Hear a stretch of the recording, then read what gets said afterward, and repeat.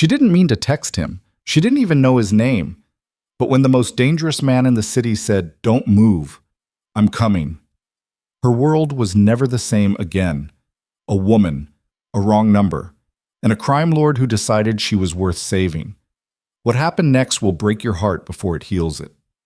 This is a story about survival, power, and the kind of love that rewrites a man's entire soul. Stay until the end. You won't regret it. If this story moves you, hit that like button and drop a comment with the city you're watching from. I want to see how far this story travels. Now, let's begin. The rain came down like it had a grudge. It hammered the cracked windows of Emily Carter's third-floor apartment in a relentless gray curtain, turning the streetlights below into blurred smears of yellow and white. Inside, the radiator groaned and ticked without producing any real warmth. The walls of the apartment were thin enough that Emily could hear her upstairs neighbor's television murmuring through the ceiling, thin enough that she could hear the couple 2 doors down arguing about money. Again, always about money. But Emily wasn't listening to any of that tonight. Tonight, she was listening to the sound of her own breathing. Shallow, careful, each inhale a negotiation with the pain spreading across her left side. She was on the kitchen floor. She didn't remember falling there exactly. One moment she had been standing near the counter, and the next the floor had come up to meet her with a cold, hard certainty that reminded her this was real. This was happening. This was not one of the nightmares she'd been having for months. The ones where she woke up at 3 a.m, heart slamming, convinced she could hear his footsteps in the hallway outside. This was not a nightmare. The front door of her apartment was hanging at a broken angle, the top hinge torn clean from the frame. A chair lay on its side near the couch. 2 of the kitchen cabinet doors had been wrenched open and left that way. Their contents, a box of cereal, a can of soup, a mug she'd bought at a thrift store because she liked the tiny painted bluebirds on it, scattered across the counter. The mug was broken now. She could see it from where she lay. Just shards of ceramic and 2 tiny painted bluebird wings sitting in the spilled remains of whatever had been in it. Daniel. His name surfaced in her mind like something ugly floating up through dark water. Daniel Marsh, 29 years old, sales associate at a real estate firm downtown. Charming in social settings, the kind of man who held doors and laughed at other people's jokes and remembered how you took your coffee. She had dated him for 14 months. She had thought she loved him. She had spent the first 4 months of those 14 trying to understand why she flinched sometimes when he raised his voice, trying to convince herself that the tightness in her chest when she heard his key in the door was just anxiety, just her own damage, not a warning. She understood now. 6 months after the breakup, she understood with perfect, brutal clarity. He had found her new address 3 weeks ago. She didn't know how. She had changed her phone number, changed her email, asked her friends not to tell him anything, stopped going to the coffee shop near her old apartment where she used to see him on Saturday mornings. She had done everything the online articles said to do, every checklist item she'd found at 2 a.m. while sitting in the dark with her laptop on her knees, reading about how to disappear from someone who didn't want to let you go. And still, he had found her. He had knocked on her door tonight at 7:43. She knew the time because she'd looked at her phone the moment she heard the knock, a reflex, a documentation instinct she'd developed over the past months, some survival part of her brain understanding that if she ever needed to prove something, she would need times, dates, specifics. 7:43. She had not opened the door. She had stood in the hallway of her apartment with her back against the wall beside the door, not breathing, telling herself he would go away. He had not gone away. The sound of the door giving way, that specific violent crack of wood and metal, was something Emily suspected she would hear in her sleep for a very long time. What followed was a blur of sound and impact in her own voice, which she barely recognized, screaming things she couldn't now recall. She remembered the cold tile of the kitchen floor. She remembered the smell of his cologne, something expensive, something she used to like. She remembered the ceiling above her and the fluorescent kitchen light with the one flickering bulb she'd been meaning to replace for 2 weeks. She remembered the moment he left, not because of anything heroic, not because someone intervened. He left because the neighbor across the hall had opened her door and shouted that she was calling the police, and Daniel Marsh, whatever else he was was not the kind of man who wanted a police report with his name on it. He had straightened his jacket. She remembered that detail with a strange, crystalline sharpness. He had straightened his jacket, looked at Emily on the floor, and walked out of her broken door like a man leaving a meeting that had run slightly long. And then there was only the rain and the radiator and the sound of her own breathing. Emily lay still for a long moment. She made herself take inventory. Her ribs, left side, pain with every breath, possibly cracked, possibly just bruised. She had no way to know. Her wrist, tender when she flexed it, but she could flex it, so probably not broken. Her face? She raised her right hand and touched her cheekbone, and her fingers came away with a faint trace of blood from a cut above her eyebrow where her temple had glanced off the counter-y edge on the way down. She was alive. She repeated that to herself with a quiet, focused intensity, the way a person repeats a fact they need to believe. She was alive. She was conscious. She was thinking clearly enough to take inventory, which meant she was okay enough to do the next thing. The next thing was her phone. Her phone was on the floor 4 feet away. It had slid there during the struggle. The screen was cracked by a starburst fracture across the lower right corner, but when she reached out and pressed the button, it lit up. It took her 3 attempts to get to her contacts. Her hands were shaking badly enough that her thumbprint wasn't registering, and she had to tap in her passcode manually, mistyping twice before the screen finally unlocked. She needed to call her friend. Vivian Torres, who lived 20 minutes away and drove a beat-up silver Honda and would come without asking a single question. That was the plan. She had talked through this with herself once, in that cold late-night way you talk yourself through things you don't want to need. If something happens, call Vivian. She scrolled to Vivian's name. She pressed call. Her hands were shaking. The cracked screen had partially obscured the contact list, and the pain in her ribs was doing something odd to her concentration, making the world tilt slightly at the edges, making the small text on her phone swim in ways it normally did not. She pressed call. She held the phone to her ear. It rang once, twice, 3 times. Voicemail. Emily pulled the phone back and stared at it. Her chest hurt. Her eyes were burning. She was not going to cry. Not yet. Not while she was still on the floor, not until she had done the thing that needed doing. She went back to her contacts. Scrolled again. She found the name, or thought she found it, and typed a message instead of calling, because her voice felt unreliable right now, because if Vivian picked up and she heard a voice asking if she was okay, she wasn't entirely sure she would hold together. She typed, "I need help. I'm at my apartment. Please come." Something happened. Her thumb hovered over send. She pressed it. The message showed as delivered. Emily let her head drop back against the cabinet behind her. The phone pressed to her chest, and she breathed through the pain and the adrenaline and the strange cotton wool quiet that had settled over the apartment now that he was gone. She stared at the rain-streaked window above the sink. She stared at the broken mug. She stared at the 2 tiny painted bluebird wings. Her phone buzzed. The message came back fast. Too fast for Vivian, who was the kind of person who typed with 2 fingers and took 5 minutes to send a 3-word reply. Emily looked at her screen. The number displayed above the message was not Vivian's number. It was not any number she recognized, and the message read, "Don't move, I'm coming." Emily stared at those 4 words for a long moment, long enough that the screen dimmed and she had to tap it awake again. "Don't move, I'm coming." Her first thought was that she had misread. Her vision was off, her hands were shaking, the screen was cracked. She had dialed wrong, sent to the wrong contact, some sort of error. She scrolled up. She reread what she had sent. "I need help. I'm at my apartment. Please come."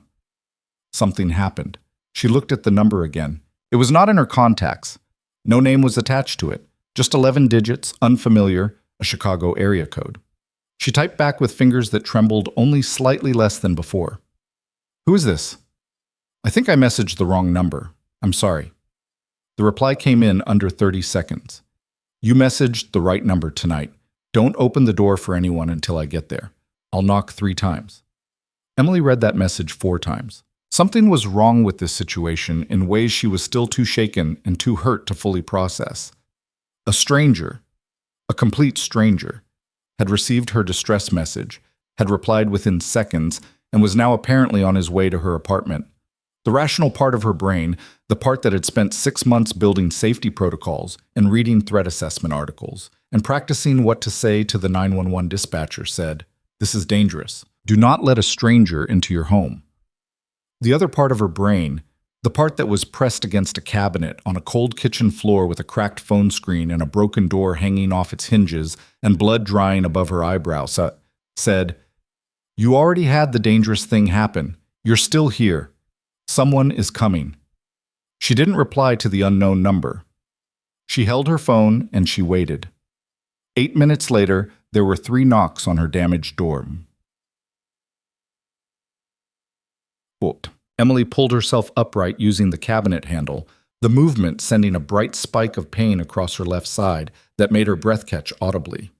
She crossed the kitchen, holding herself carefully, stepped over the fallen chair in the living room, and made herself look through the gap where the broken door hung half open before she said anything.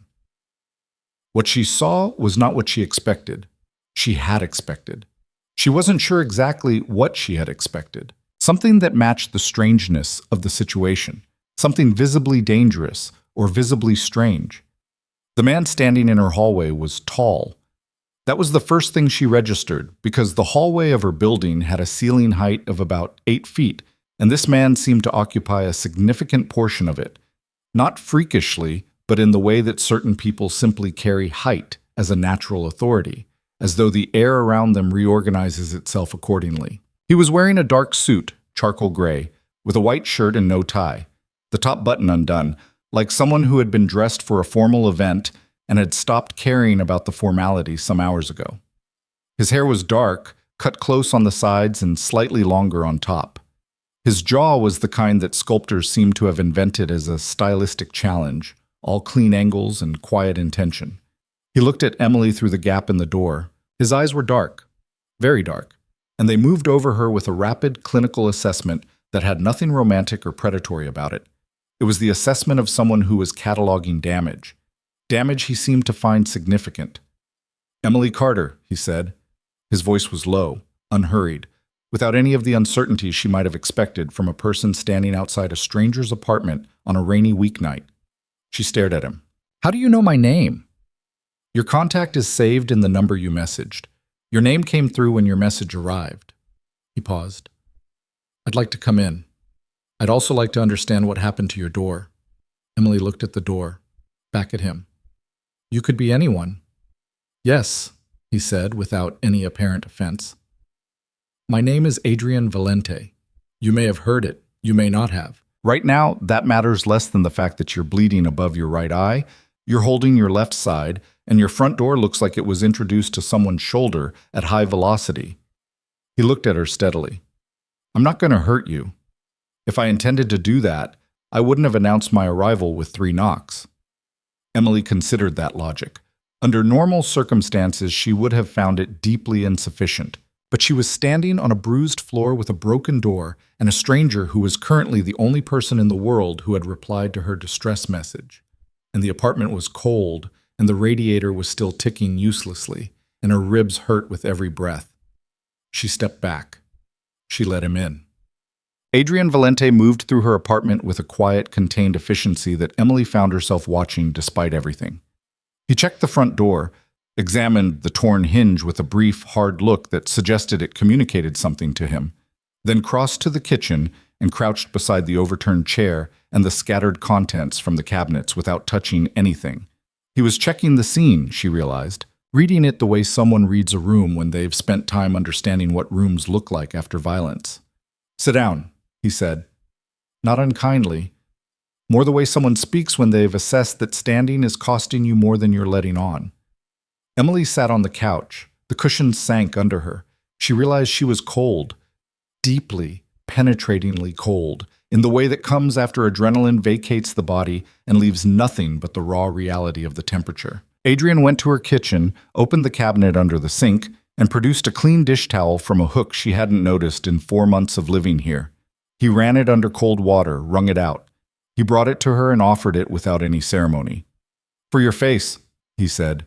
She took it, pressed it to the cut above her eyebrow. The cold felt like relief. Adrian pulled the wooden chair from near her small dining table, turned it around, and sat on it backwards with his forearms resting across the top rail. He looked at her. Not with pity, she noted, with something more like attention, the kind of attention that carries weight. "Tell me what happened," he said. And Emily, who had not cried yet, who had held herself together through the entire nightmare of the past 2 hours through sheer determination, found that something in the uncomplicated directness of that request cracked something open inside her. She told him. Not everything, not all at once. In pieces, starting with the knock at the door, going back, when he asked a quiet question, to the breakup, the messages, the new address she thought he didn't have. She told him about the door giving way, about the kitchen floor, about straightening his jacket. That detail, for some reason, was the one that cost her the most. Telling it out loud, he straightened his jacket like I was an inconvenience, like I was a meeting that ran long. That was when her voice broke. Not into sobs, just into a single rough fracture that she closed down quickly. Adrian said nothing while she spoke. He did not offer the kind of verbal reassurances that people offer when they don't know what to do with someone else's pain. That's terrible, how awful. I can't imagine. He simply listened. And when she finished, he was quiet for a moment, looking at the floor. Then he said, "What's his name?" "Why?" "Because I'm going to need it." Emily looked at him. "You're going to... What are you going to do?" Adrian raised his eyes. Something in them was very steady and very dark and very much older than the conversation they were having.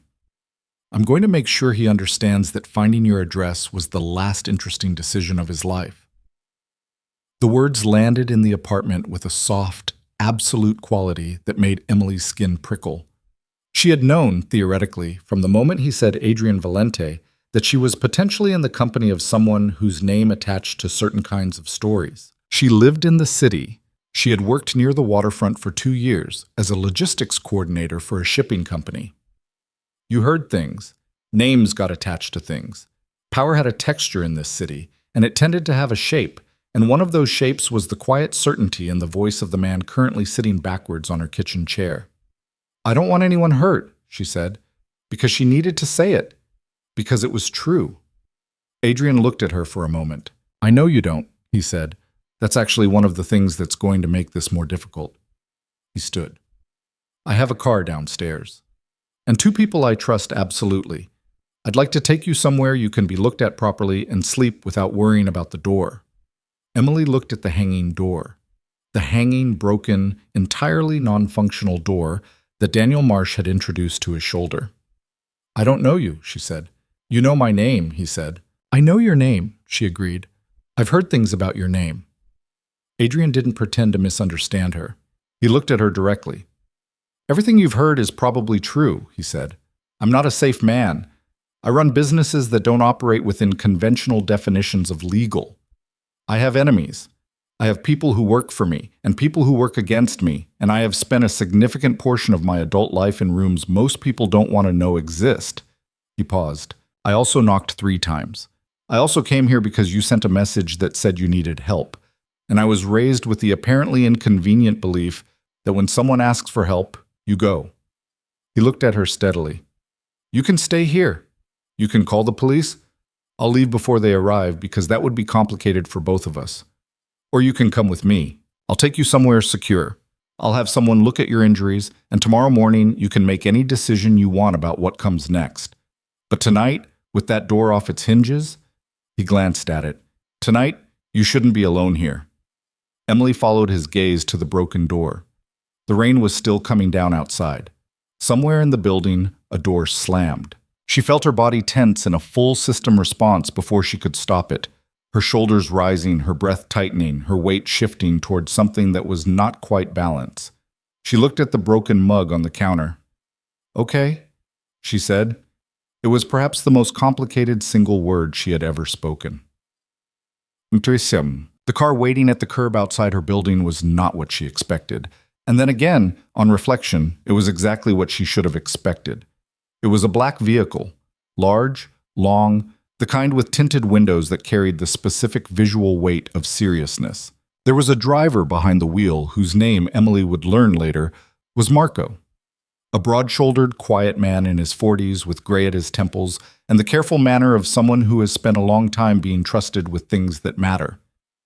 Standing at the rear passenger door was a woman, dark-haired and sharp-eyed, somewhere in her mid-30s, dressed in dark clothing that managed to look both practical and intentional. "This is Reyes," Adrian said as they reached the car. Reyes looked at Emily. The same quick clinical assessment, the same cataloging of damage, and said without inflection, "She needs a doctor." "Yes," Adrian said. "Ribs? Possibly." "I'll call Lena," Reyes said, and she was already on her phone before the door was open. Emily got into the car. The seat was warm. The interior smelled faintly of leather and something else. Rain and night air, she realized, from when Adrian had been outside. She sat against the door and watched the city slide past the tinted windows as Marco pulled into traffic and the lights of her neighborhood receded behind them. Adrian sat across from her, or rather diagonally. The backseat arrangement gave them space. He was looking at his phone with an expression of intense, contained focus that she guessed had nothing to do with email. "You're making calls," she said. He glanced up. "I'm sending messages." "About Daniel." A pause. "About the situation." Emily looked out the window. The rain was beautiful from inside the car in a way it never was when you were standing in it. She pressed her fingers to the damp dish towel she was still holding against her face, felt the faint resistance of the cut. "I'm not a person who usually does this," she said. She wasn't sure exactly what she meant by this, whether she meant getting into cars with dangerous men, or needing help, or ending up on her kitchen floor, or all of it together. Adrian looked at her. The lights of the city were moving across his face in slow bars of gold and shadow. "No," he said. "I didn't think you were." "How could you tell?" "The chair," he said. She frowned. "What?" "The chair that was knocked over. It was positioned between you and the door. You put it there." He said it simply, without drama. "That's not someone who doesn't think. That's someone who thinks very quickly and ran out of good options before she could run out of bad ones." Emily stared at him. She didn't say anything for a moment, then, "It didn't work." "No," he said. "But you thought of it." He looked back at his phone. "That matters." The mansion, and there was no other word for it, whatever her mind tried to offer, was on the north side of the city, tucked behind iron gates and a perimeter of mature trees that screened it from the street with practiced efficiency.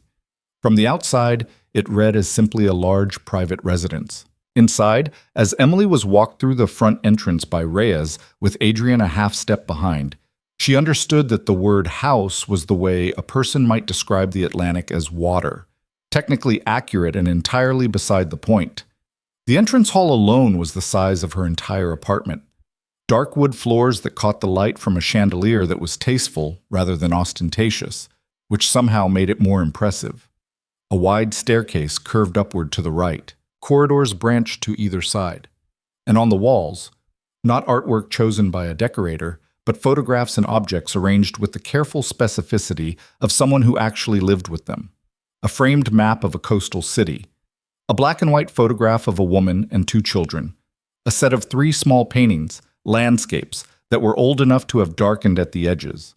A woman met them in the hallway. Mid-50s, small, with precise movements and gray-streaked hair pulled back from her face. She had the kind of expression that suggested she had been awake and ready at 11 at night because she was always awake and ready, and she looked at Emily with the same assessment the others had done, but with an added quality that was distinctly medical. "Lena," Reyes said. "I see her," Lena said, already moving toward Emily. "Let's get you sitting down, sweetheart." There was something in being called sweetheart, something about the ordinary warmth of it against the extraordinary strangeness of everything else, that hit Emily in an unguarded place. She went. Lena was not, Emily gathered, a hospital doctor. Or not only. She had the practiced, unhurried competence of someone who had done this work in conditions that did not permit the luxury of equipment or time, which perhaps explained her presence in the household of Adrian Valente. She checked Emily's ribs with careful hands and an expression of professional disapproval. "Too cracked," she said, "the rest badly bruised. Nothing that could be done except manage the pain and rest." The cut above her eyebrow was cleaned and closed with 4 butterfly strips. Her wrist was wrapped. "You should eat something," Lena said, with the tone of someone offering a suggestion they knew would be declined. "I'm not." "You're in shock," Lena said pleasantly. "And you haven't eaten since?" She glanced at the clock on the wall. "Probably lunch, based on your blood sugar. You should eat." Emily ate. A bowl of soup that appeared as if from nowhere. Something with root vegetables and herbs. Steam rising from it in the warm kitchen while Lena sat across from her and made notes in a small notebook without asking intrusive questions. It was, Emily thought, one of the stranger dinners of her life. Adrian came in while she was finishing. He had changed out of the charcoal suit. He was wearing a dark sweater now, simpler, and somehow more human-looking for it. He sat at the kitchen island without ceremony and poured himself a glass of water and looked at Lena. 2 cracked ribs, Lena told him. "She'll be sore for 3 to 4 weeks. Nothing acute." Adrian looked at Emily. "You'll stay here tonight," he said. "You keep telling me what I'll do," Emily said. A silence. Then something happened at the corner of his mouth, like not quite a smile, something more compressed than that, something that might have been a smile in a different situation, with different parameters. "You're right," he said. "Would you stay here tonight? There's a guest room. Reyes is down the hall. Lena is here until morning." Emily looked at the soup bowl. At the butterfly strips on her face, she could feel faintly at the edge of her vision. At the kitchen of a man she'd met 2 hours ago, in a house she could never afford, through a wrong number. "Yes," she said. "Thank you." Adrian nodded. He drank his water. For a moment they sat in the warm kitchen while the rain continued outside, and Emily thought, "This is the strangest night of my life, and also, I'm safe." And both of those things were true at the same time, and she didn't know what to do with either of them. "The man who did this," Adrian said. He said it quietly, almost casually, looking at the glass in his hand. "His name?" Emily looked at him. "Daniel Marsh," she said. Adrian didn't write it down. He didn't reach for a phone. He simply nodded, once, with the slight downward pressure of someone filing a piece of information into a place where it would not be forgotten. "Okay," he said. The single word carried a weight that Emily felt somewhere in her sternum, distinct from the ache of her ribs. Outside, the rain kept falling on the city. Somewhere in that city, Daniel Marsh was sleeping without knowing that he had just become a name spoken inside these walls. And inside these walls, Emily Carter sat in a kitchen that wasn't hers, and drank soup that she hadn't asked for, and tried to understand how a wrong number sent from a cracked phone on a cold kitchen floor had landed her here. In the house of a man whose name people spoke quietly, whose empire ran on fear, whose dark eyes looked at her across a kitchen island like she was something worth protecting. She didn't understand it yet, but she was warm, and the door to this room was whole. The guest room was on the 2nd floor, at the end of a corridor lined with the same dark hardwood as the rest of the house.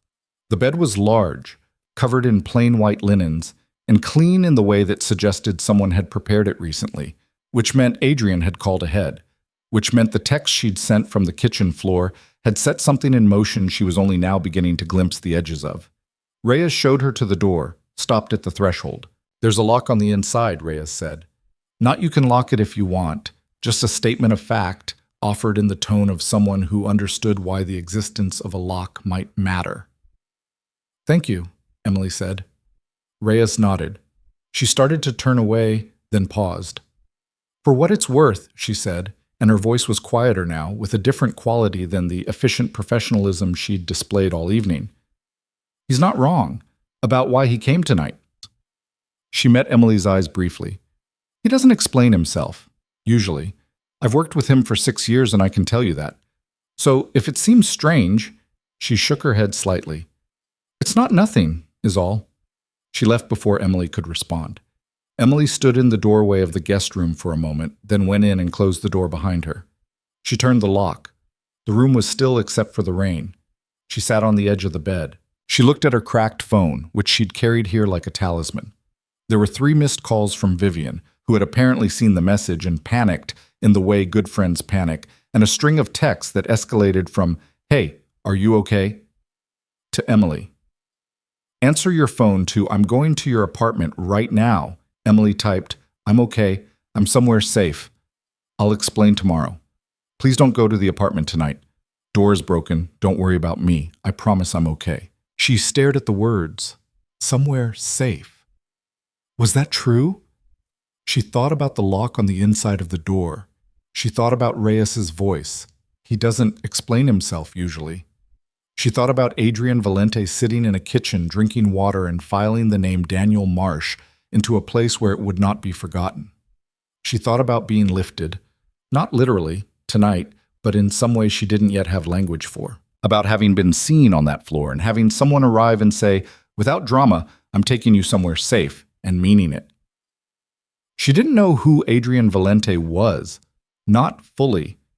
She knew the shape of him, the way you know the shape of something large when you're standing too close to see it whole. She knew he was dangerous. She knew he had come. She turned off the light. She lay down on the bed, still in the clothes she'd been wearing all day, pulling the white duvet over herself. Outside the window, large, curtained, dark, the rain was softening now, losing its aggression, becoming something closer to ordinary weather. Her ribs ached. Her face ached. Her wrist ached. She was tired in a way that went below the muscles, below the adrenaline crash, down into somewhere fundamental. She closed her eyes. For the first time in 6 months, in a room with a locked door in a house that belonged to a stranger, Emily Carter fell asleep without listening for footsteps in the hallway. And that, perhaps, was the first change. The first small, impossible change that had started with a crack in a phone screen and a message sent to the wrong number on a cold, rainy Tuesday night in the city. She didn't know yet what it would become.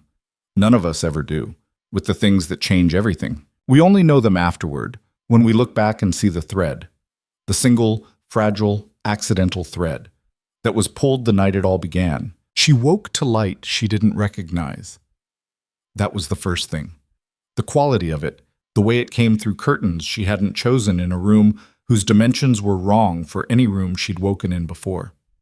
Emily lay still for 3 full seconds before her memory assembled itself in the way memory does after a night of hard sleep. In pieces, each one arriving with a small weight until the whole picture was there.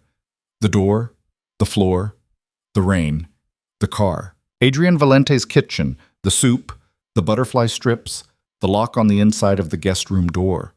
She sat up carefully because her ribs issued an immediate, sharp reminder that they had opinions about sudden movement. She breathed through it, 4 counts in, 4 counts out, the way Lena had shown her before she slept. And when the worst of it passed, she looked around the room in the morning light. It was a good room. That was the honest assessment. Not grand in the aggressive way she might have expected from the entrance hall downstairs. No gilded mirrors, no obvious displays of expense for their own sake.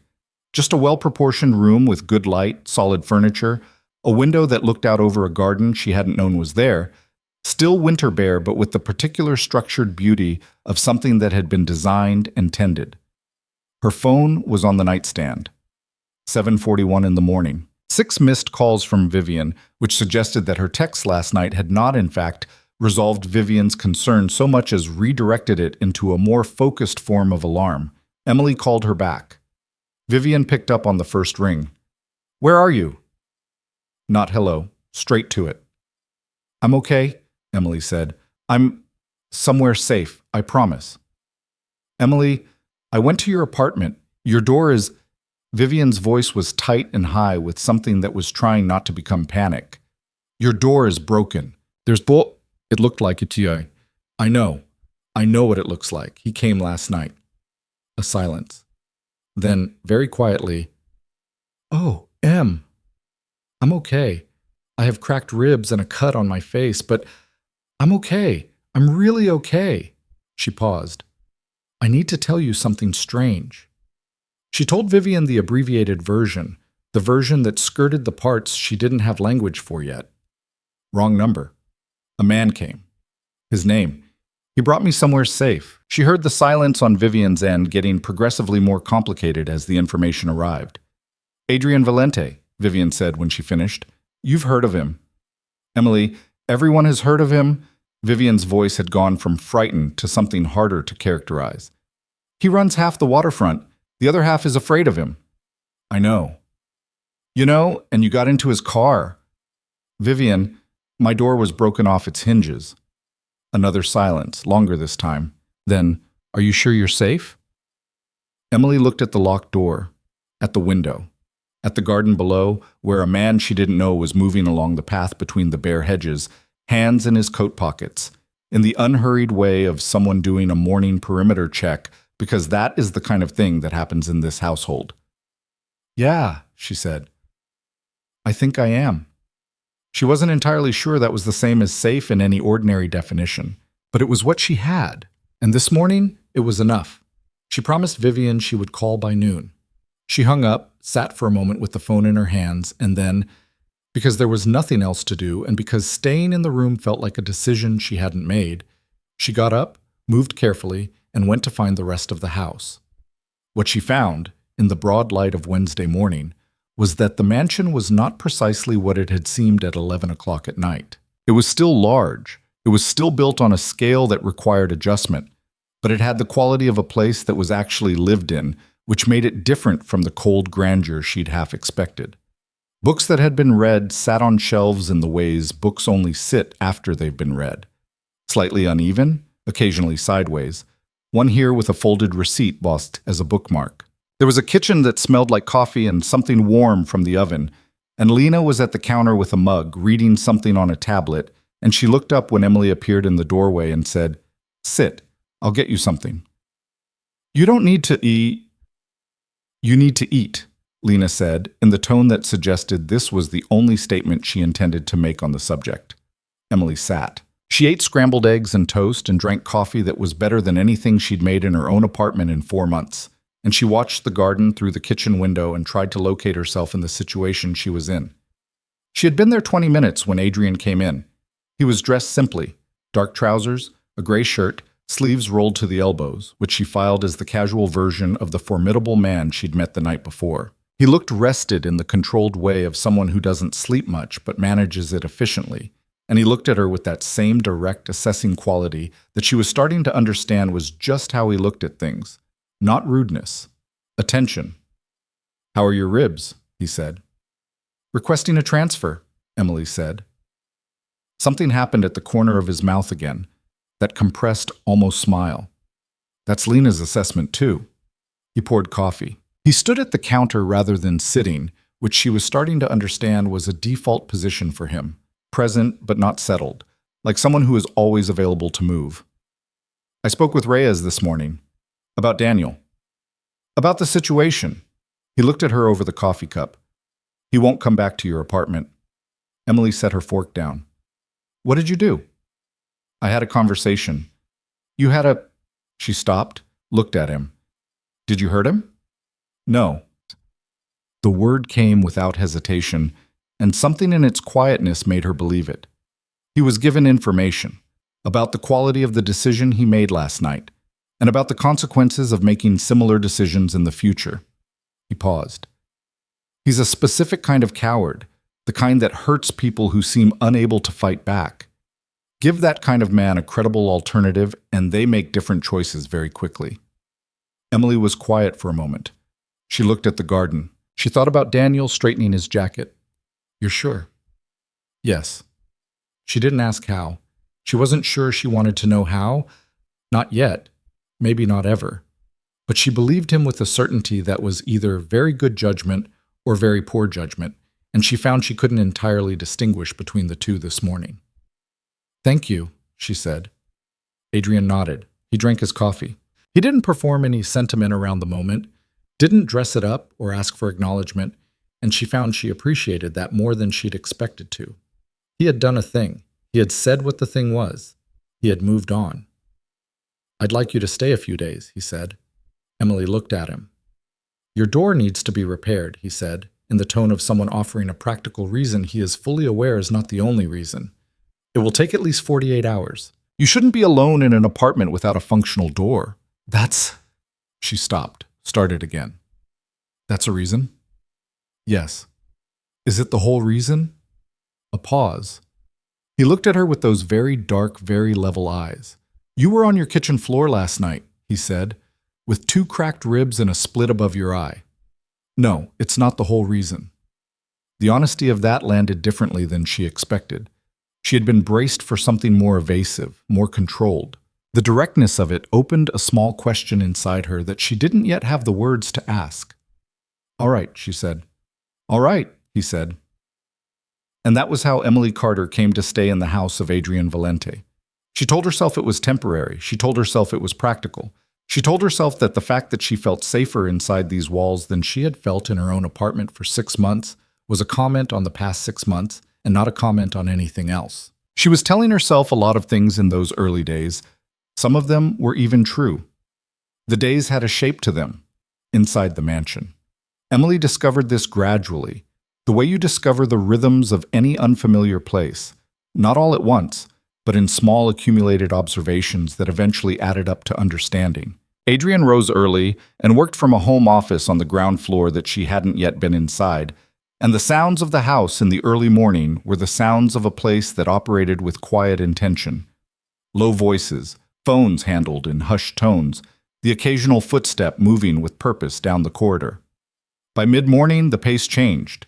People came and went, Reyes most frequently, Marco sometimes, others she didn't know by name. Adrian's sister arrived on the third day. Her name was Claudia, and she was 24 years old, and Emily was not prepared for this, for reasons she couldn't entirely articulate, nothing like Adrian.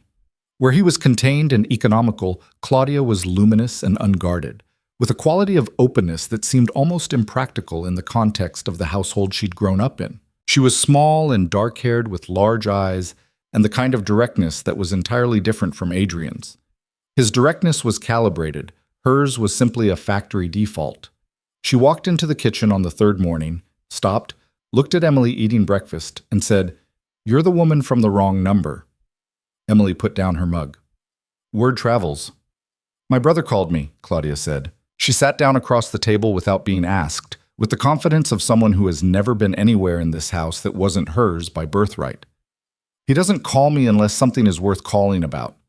She looked at Emily with frank, unself-conscious assessment. "He told me what happened. I'm sorry." "Thank you." "Is he being weird about it? He gets weird.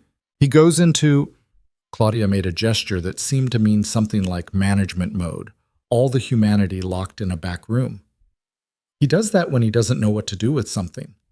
Emily looked toward the hallway. "He's been fine, actually. He's been kind." Claudia's eyes went wide in a way that was only slightly theatrical. "Kind. Is that surprising?" "No," Claudia said, and her voice shifted, losing the playful edge. "No, that's not surprising. He's—" She paused, looking at the table, moving her coffee mug half an inch to the left in an idle, thoughtful way. "He's different with people he decides matter. It's just that the list is very short." Emily looked at her. She was aware in the back of her mind of the thing that was happening inside her chest as these days accumulated, a warmth she hadn't asked for, a loosening of something she'd held tight for a long time. She was aware of it in the way you're aware of a warning light on a dashboard, visible, informative, not yet actionable. She did not add it to the list of things she was telling herself. That would come later. The conversation in the kitchen shifted. Claudia asked where Emily worked, and Emily told her. The logistics company near the South Waterfront, where she had been for 2 years, coordinating shipping schedules and port documentation with the quiet, systematic efficiency that she brought to things she was good at. Claudia listened with genuine interest, asked questions that were actually about the answers, and Emily found herself talking about the work in a way she hadn't in a long time, about the particular satisfaction of knowing which ships were where, of understanding the physical geography of the port and the rhythms of the cargo that moved through it. She didn't realize until she stopped talking that Claudia had gone slightly still. "You know the waterfront," Claudia said. 2 years of it. The South End. The cargo terminal there. Most of it." Emily frowned slightly. "Why?" Claudia looked at her for a moment with an expression that was doing something careful and internal. "No reason," she said. "Just interesting." It was not, Emily would understand later, no reason. It was information being filed in a different kind of place, for reasons that would not become clear for some time. She didn't push it. She drank her coffee. Outside the kitchen window, the garden was full of cold morning light. and somewhere in the house she could hear Adrian's voice, very low, in a conversation happening behind a closed door. She thought about what Claudia had said. The list is very short. She thought about being on that list, or possibly on that list, or the possibility of being on that list.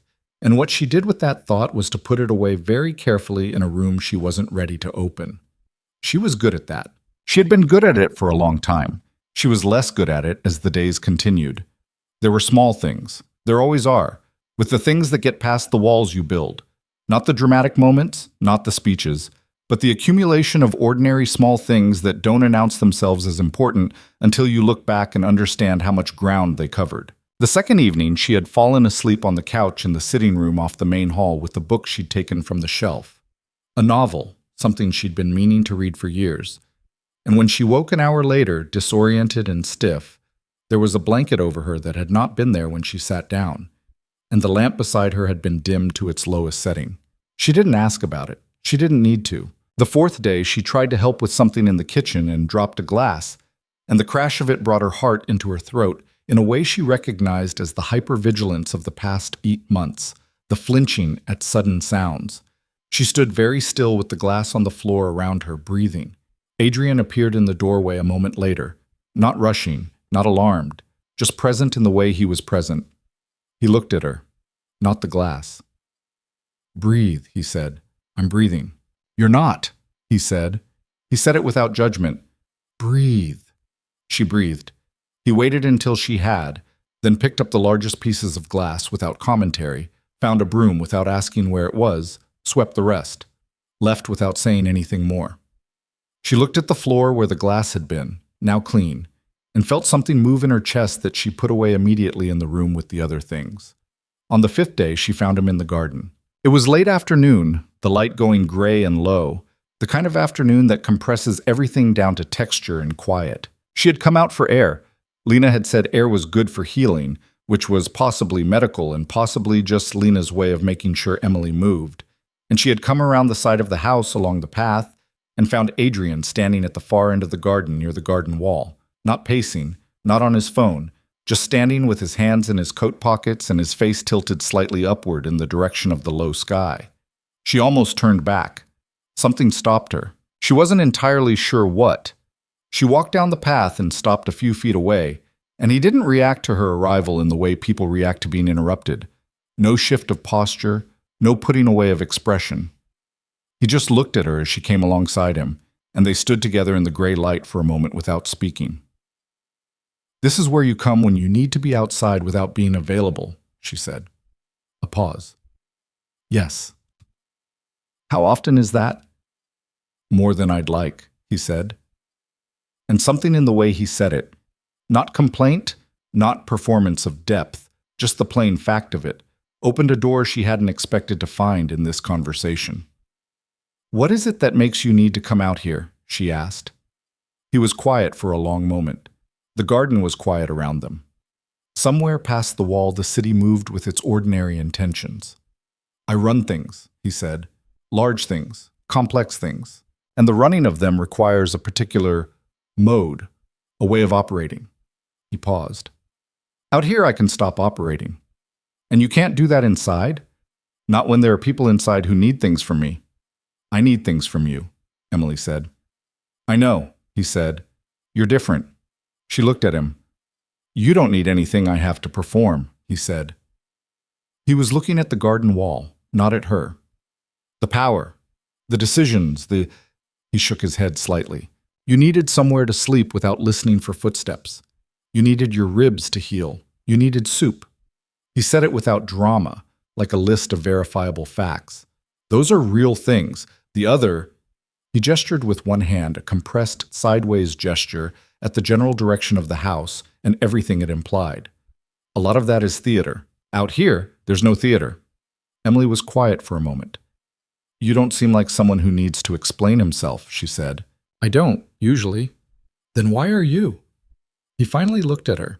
The gray light was even on his face, and without the interior light in the context of the house, he looked, not different exactly, but like a different layer of the same person. More complicated. More tired. "I don't know," he said, and she believed that too. They stood in the garden until the light was fully gone, not talking much, not needing to. When they went back inside, it was to the smell of whatever Lena had made for dinner and the sound of Claudia's voice from the kitchen, bright and ordinary, and the warmth of the house closing around them. Emily thought about the garden wall. She thought about standing on one side of something and having it shift while you weren't paying attention. She had been there a week when she first heard the name Victor Morano. She heard it the way you hear things in a house like that, obliquely, through proximity, through the unguarded moment in a conversation where a name appears with weight attached to it. She was coming down the corridor from the direction of the sitting room when she heard Reyes's voice from behind the door of Adrian's office, and the door was not entirely closed, and she heard Reyes say, "Morano's people were at the South Dock again last night." She heard Adrian say, "Watching or testing?" Reyes said, "Too early to say, but the frequency is increasing." A silence that had texture to it.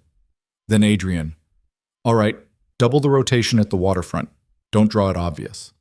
Emily kept walking. She went to the kitchen. She poured herself a glass of water and stood at the window and looked at the winter garden and turned the name over in her mind. Morano, South Dock. Frequency increasing. She knew the South Dock. She knew it well. The layout of it, the timing of the cargo rotations, the blind spots in the lighting that happened after 9 when the Northern Platform crew ended their shift. She had been writing shipping documentation for that terminal for 2 years. She knew which gates had cameras and which ones had cameras that the maintenance crew kept putting in requests to replace. She put the glass down on the counter. She did not think about why this information had arranged itself quietly and without announcement in the front of her mind. She told herself it was just professional reflex, the habit of a person who had spent 2 years knowing where everything was. She was telling herself a lot of things. The dinner that evening was the first time they had all sat at the table together. Adrian, Claudia, Emily, Reyes, even Marco, who turned out to speak very little, but to listen with an attentiveness that she suspected retained everything. Lena had made something elaborate and Italian and almost aggressively good, and Claudia had opened a bottle of wine and launched into a story about a misadventure with a taxi driver and a misread address that had the table laughing before the soup course was finished. Emily laughed. She realized partway through laughing that it was the first time she had laughed. Genuinely, body involved, surprised by it laughed. In weeks, possibly months. She looked up from the laughing and found Adrian watching her across the table with an expression that was not quite readable, but that contained something unguarded in it, something that appeared and was recognized, and then was carefully set aside by both of them simultaneously, with the mutual, unspoken agreement of two people who are not yet prepared to name the thing they are looking at. Claudia refilled her wine glass without being asked. After dinner, when the table was clearing and Claudia had commandeered Marco into a debate about something Emily hadn't quite followed, Adrian stopped beside her in the doorway to the kitchen with the particular quality of someone who has something to say and is choosing whether to say it. "You're different than you were a week ago," he said. Emily considered that. "Is that good?" "I don't know yet," he said. "You seemed like glass before, like something held together under pressure." He looked at her. "You're still held together, but it looks more like a choice now." She thought about the garden, about the room she'd been storing things in, about how the door of it was becoming slightly less easy to keep closed. "You see a lot," she said. "Occupational habit," he said. "Of which occupation?" The almost smile appeared. He went into the kitchen without answering. Emily stood in the doorway for a moment. Outside it was raining again. Lighter now. A steady, soft rain without last week's aggression, the kind that doesn't threaten, just persists. She thought about the name Morano, about the South Dock and the cameras that needed replacing, about the way information sits in the body, ready. She thought about what Claudia had said. The list is very short. She thought about Adrian standing in the garden looking at the sky. She went to the sitting room, picked up the book she'd been reading from the couch, and sat in the chair by the lamp he'd dimmed for her. She read 3 pages without retaining a single word, because what was happening, and she could feel it, the way you feel weather changing, not in a single moment, but in the pressure of the air, the shift of the light. What was happening was that the world she had walked into on the night of a wrong number was expanding around her, becoming 3-dimensional, becoming something with weight and history and heat in it. and at the center of it was a man she had not chosen to meet, in a house she had not chosen to enter, who had come to her kitchen floor with 3 knocks on a broken door and a quiet voice that said, "I'm coming," and had meant it in ways she was only beginning to understand. She was still telling herself things, sensible things, protective things. The internal architecture of a woman who had learned in 14 months in the kitchen floor of her apartment that feeling safe and being safe were not always the same. But the distance between what she was telling herself and what she was actually feeling was closing. She was aware of that. She was aware of it the way she was aware of the rain outside, and the warmth of the lamp, and the sounds of the house settling around her. The low voices, the footsteps, the particular quality of a place where people are present and keeping watch. Safe, she thought. And then she thought, dangerous. And she sat with both of those things being true at the same time, which was the most honest thing she had managed all week. Somewhere on the other side of the city, on the South Dock where the cameras needed replacing, a car had been parked for 6 consecutive evenings in the shadow of the northern platform. The man inside it had a phone and a set of photographs and a file with a name on the front, and the name on the front of the file was not his own. Victor Morano did not come to a thing directly. That was not how he operated. He came to things the way a tide comes to a shore, gradually, persistently, and with the patient certainty of something that knows it has time on its side. He had been watching the Valente operation for a long time. He knew the waterfront rotations, he knew the logistics, he knew the gaps in coverage, the timing of shifts, the geometry of the territory. What he had not known, until 6 days ago, was that something new had moved into the center of Adrian Valente's world. A woman, a logistics coordinator from the South Terminal Shipping Office. No history with the organization, no apparent connection. An accident by all appearances, which was, in Morano's experience, exactly the kind of thing that wasn't. He looked at the photograph in his file for a long moment. Then he put it away and looked at the dark water of the harbor, and he thought about what leverage looked like and where it usually lived. Not in the strong things, never in the strong things, in the new things, the soft things, the things a powerful man had not yet had time to protect. He started the car. He had time. He would be patient. He always was. The second week began the way the first had ended, quietly, with the rain gone and a cold, clear sky pressing down over the city like a held breath. Emily's ribs were healing. Lena confirmed this on the 9th morning with the satisfied efficiency of someone whose work was proceeding on schedule, pressing 2 fingers along Emily's left side and declaring the inflammation reduced, the worst of the bruising entering its yellow-green phase, which was ugly but represented progress. Emily could breathe through a full count now without negotiating with the pain. She could move without holding herself like something breakable. She had gone back to her apartment twice, both times with Reyes, both times briefly. The door had been repaired, a new deadbolt installed, the hinge replaced with hardware that looked considerably more serious than the original. On the first visit, she had stood in the kitchen doorway and looked at the floor and the repaired cabinets and the counter where the mug with the bluebirds had been, and she had made herself stand there until it was just a kitchen again.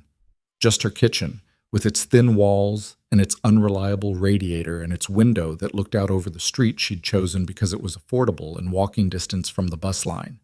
On the second visit, she had packed a bag. She told herself it was because Lena said another week of recovery would make a meaningful difference. She told herself it was because her apartment was cold and the radiator was still unreliable.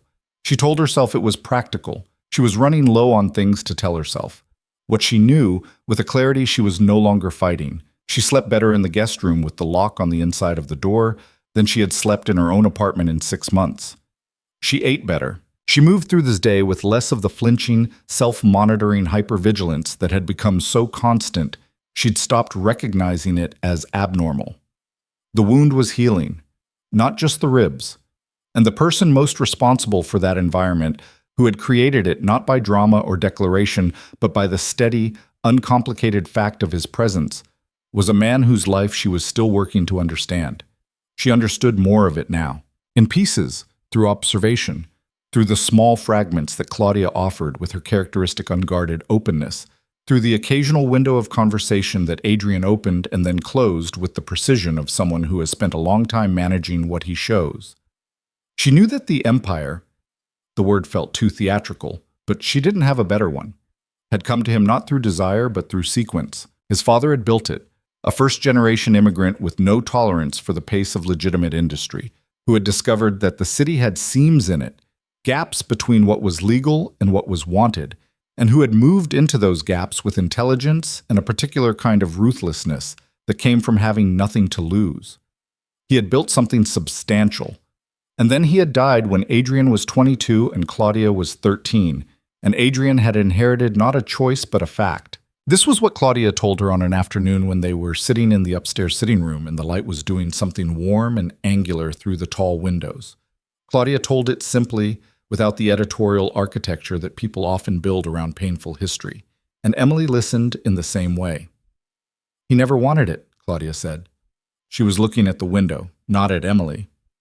That's the thing people don't understand when they hear his name. They think that it's something he chose. He was 22. He had me to take care of. And everything our father had built was already in motion and there was no... She shook her head. There was no neutral option. You either take the wheel or you get run over by it. Emily thought about that. He could have walked away. Could he? Claudia looked at her. With me at 13 and a dozen people who'd worked for my father since before we were born? With the debts and the alliances and the people who were going to come looking regardless of what Adrian decided? She paused. People say you can always walk away. I've never found it to be quite as simple as that.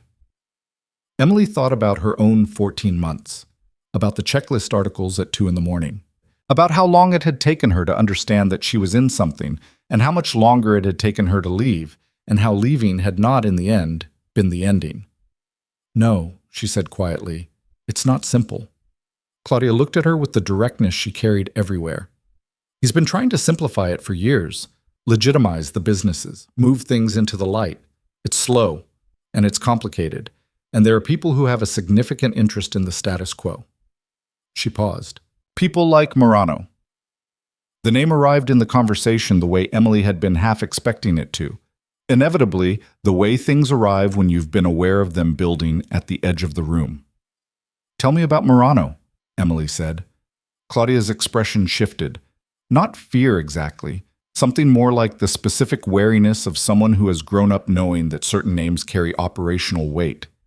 Victor Murano runs the Eastern Corridor, Claudia said. Ports, distribution, the casino interests on the east side. He and my father had an arrangement, territories, non-interference, the usual architecture. She said the usual architecture with a slight flatness that suggested she'd grown up hearing that phrase applied to things that other people's sisters did not have to understand. When my father died, Murano decided the arrangement was worth renegotiating. And Adrian disagreed. Adrian is still here, Claudia said. Murano is still trying.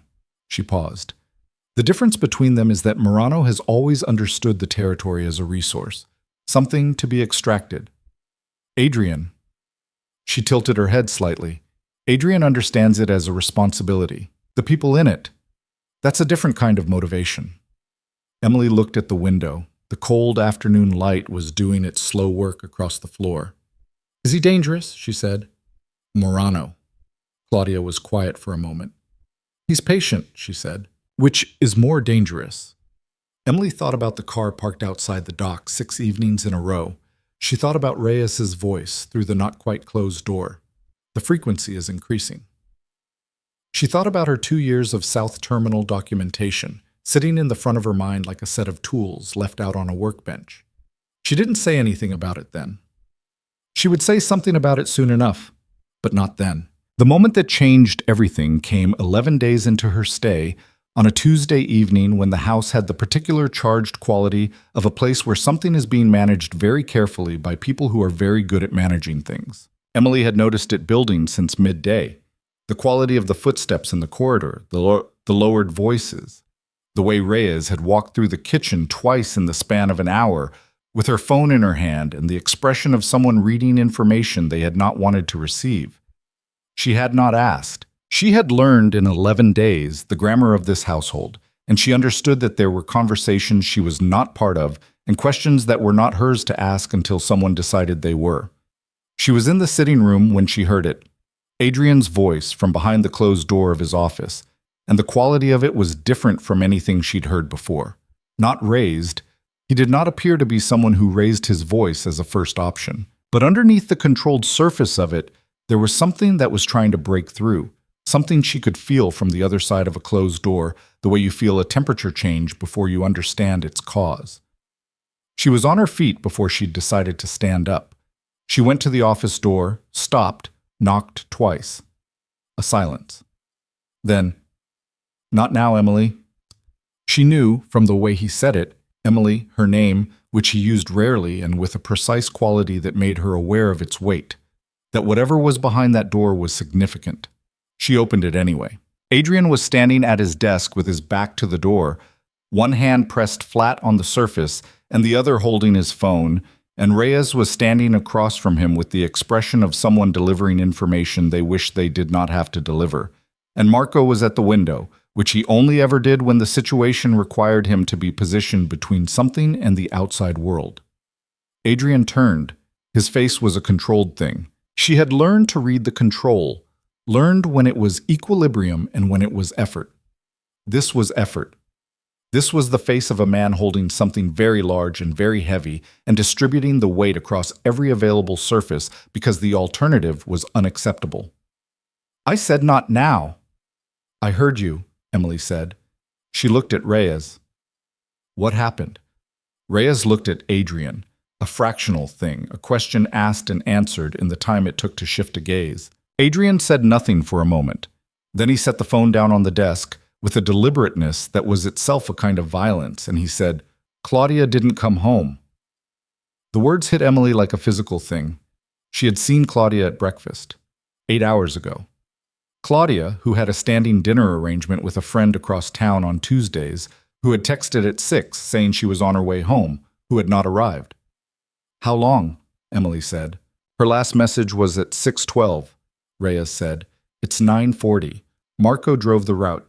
The friend confirmed she left at 5:50. 3 hours and 48 minutes. A woman who texted with the frequency and reliability of someone who'd grown up understanding that being findable was a form of safety, gone from a known route in under 4 hours. Emily looked at Adrian. He was looking at the desk. The muscle along his jaw was doing something that made her understand, for the first time in the full-body way that understanding works.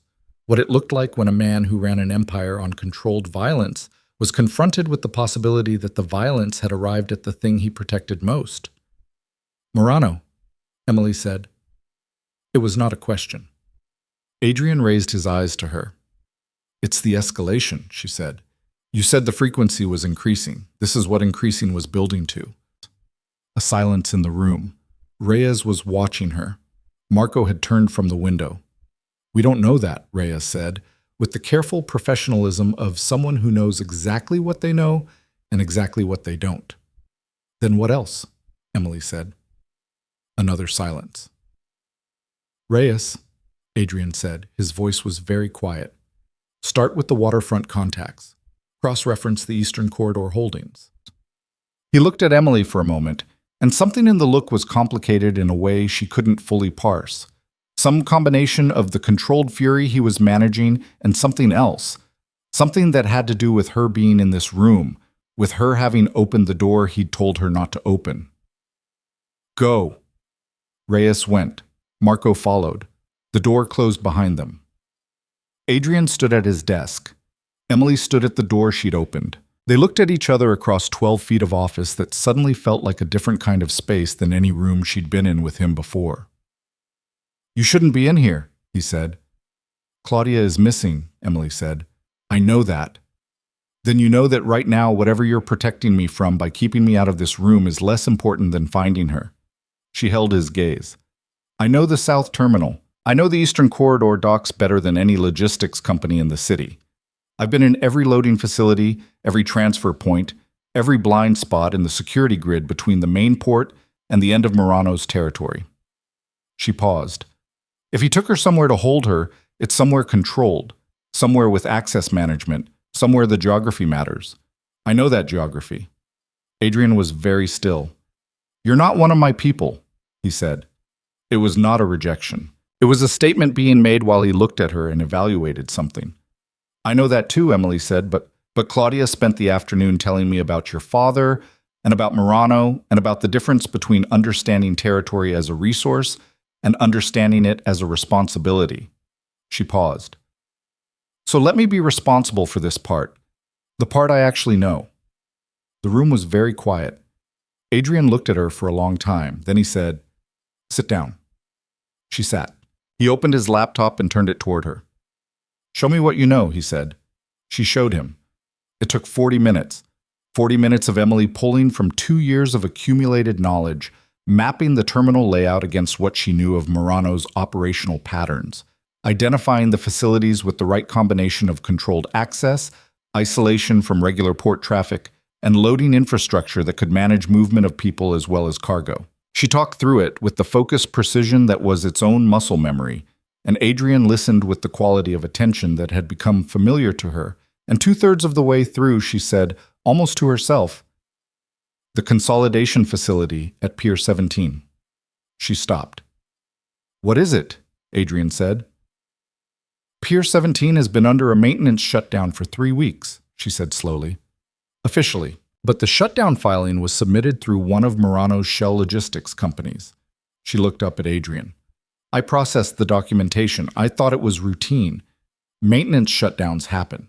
She paused. "But a legitimate maintenance shutdown doesn't need to route through a third-party logistics filing. It goes directly through Port Authority." Adrian was very still. "If the facility is officially closed," Emily said, "the security rotation reverts to the minimum overnight crew. 2 people. East entrance is the only staffed gate. The west loading doors open on a hydraulic system that maintenance resets to manual operation during a shutdown." She looked at him. "It's isolated, it's controlled. It has vehicle access from 3 directions, and as far as anyone's records show, it's empty." Adrian was already on his phone. "Reyes," he said, "Pier 17, get everyone." What followed was the most concentrated and disorienting 2 hours of Emily's life, and she had recently spent 2 hours on her kitchen floor, which she would have thought had set a difficult standard to surpass. She was told, very clearly, that she was staying at the house. Adrian said it in the tone that was not a suggestion, and Reyes said it in the tone that was a professional assessment of operational liability, and Marco simply stood at the door of the sitting room with the quiet permanence of a closed door that has opinions. She understood why. She even, on some level, accepted why. She had given them what she had, the geography, the access, the window and the coverage. She had done the thing she could do. She sat in the sitting room. She sat for approximately 25 minutes, which was long enough for Marco to have decided she had accepted the arrangement and to have gone to the kitchen for coffee, and then she did the thing she had not told anyone she was going to do. She went. Not recklessly. She was not built for reckless. She went with a clear assessment of what she knew and what she could do with it. She took her coat, she took the transit pass she always carried. She took the specific knowledge that there was a secondary access point to the Pier 17 facility that the Port Authority documentation listed as emergency egress, and that most people in logistics knew about, and most people in security planning forgot about, because it appeared on a secondary filing from 4 years ago that predated the current facility management. She knew about it because it was her job to know about things like that. She came out of the north side of the facility compound 18 minutes later from a street-level access that was not the main gate and not the east entrance, and not anywhere that the men covering the perimeter would have anticipated. And she moved along the outer wall of the facility in the dark and the cold with her heart doing something she could hear in her own ears. And she had a very clear and simple objective. The detonator. What she had understood in the sitting room was something she had not said out loud during the 40 minutes of maps and logistics because it had come to her afterward, assembled from pieces she'd been holding separately. Murano's maintenance shutdown had included a structural modification filing. She'd processed that too 3 weeks ago, thought nothing of it. Pier 17. Electrical infrastructure update. Load-bearing assessment. Electrical infrastructure and load-bearing assessment were the paperwork that preceded the installation of charges. The facility could be rigged, and if Murano's plan was to create an ending rather than a hostage situation, the detonator would be accessible from outside the main confrontation, from the secondary mechanical room on the north wall, which was the only part of the facility not visible from the central floor where any armed confrontation would occur. She reached the secondary mechanical room door. It was locked with a standard industrial padlock of the type used throughout the port facilities, the type she carried a master key for in her work bag because it was issued to all logistics coordinators for emergency access purposes. And she had her work bag because she had packed it at her apartment on the second visit and had not unpacked it since. The key turned. She went in. The mechanical room smelled of concrete dust and machine oil, and something chemical underneath that she identified and did not allow herself to think about too carefully. There was a bank of electrical panels on the far wall, and below them a control box that was not original to the facility. It was newer, cleaner, attached to the panel with the specific tidiness of something recently installed by someone who knew what they were doing. She could hear the firefight now. It was not loud in the cinematic way. The sounds from the main floor of the facility, separated from her by two walls and a corridor, were compressed and intermittent, but they were unmistakable. She moved to the control box. She looked at it. She was not an explosives technician. She was a logistics coordinator with a master key and 2 years of port documentation and the particular clarity of mind that arrives sometimes in extreme situations when everything non-essential falls away and what remains is just the thing in front of you and what you know about it. What she knew was this. The control box had a primary trigger, a keyed switch, which would require something she didn't have. And it had a secondary safety override, which was required by Port Authority regulations for any electrical installation in a facility that handled cargo, and which was a manual circuit interrupt, which was a red-handled switch inside a locked transparent cover, and the lock on the transparent cover was the same standard industrial lock as the door. She used the master key. She opened the cover. She pulled the switch. The box went dark. She stood in the mechanical room in the sudden quiet of a system that was no longer active. And she breathed, and she listened to the sounds from the main floor, and she waited. What she heard eventually, slowly, then all at once, the way the end of things sounds, was the change in the quality of the noise. Less, then voices, one of which she recognized. She went back through the corridor. She came out onto the main floor of Pier 17 from the north access door. The warehouse was large, cold, lit by the portable work lights that Adrian's people had brought and positioned with tactical efficiency. The floor was vast and concrete and scattered with the aftermath of what had happened. Overturned equipment, spent casings, the specific disorder of a space where forces had moved against each other.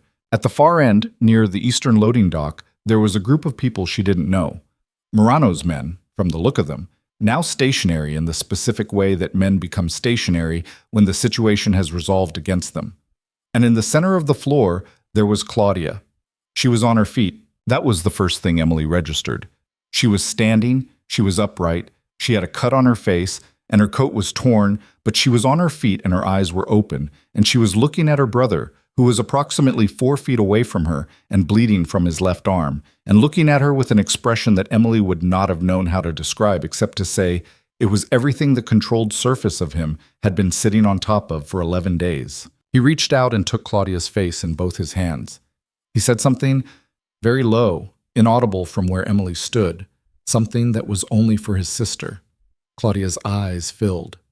"I know," Claudia said, audible even across the floor. "I know, I'm okay. I'm okay, Adrian."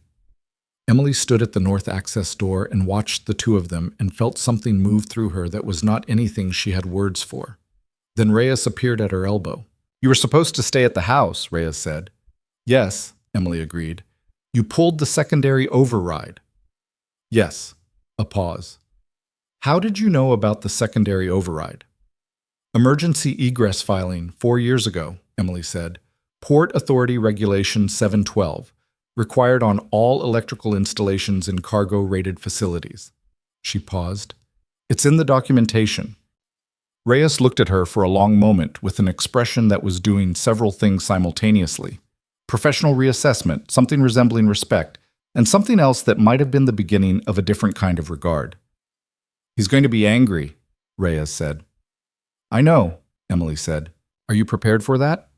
Emily looked across the floor to where Adrian was still standing with his sister, and where he was now, apparently sensing something in the room, raising his eyes to find her standing at the north door with Reyes. His eyes met hers across the warehouse floor. The expression on his face was the most complicated thing she had ever tried to read. Fury was in it. She could see that.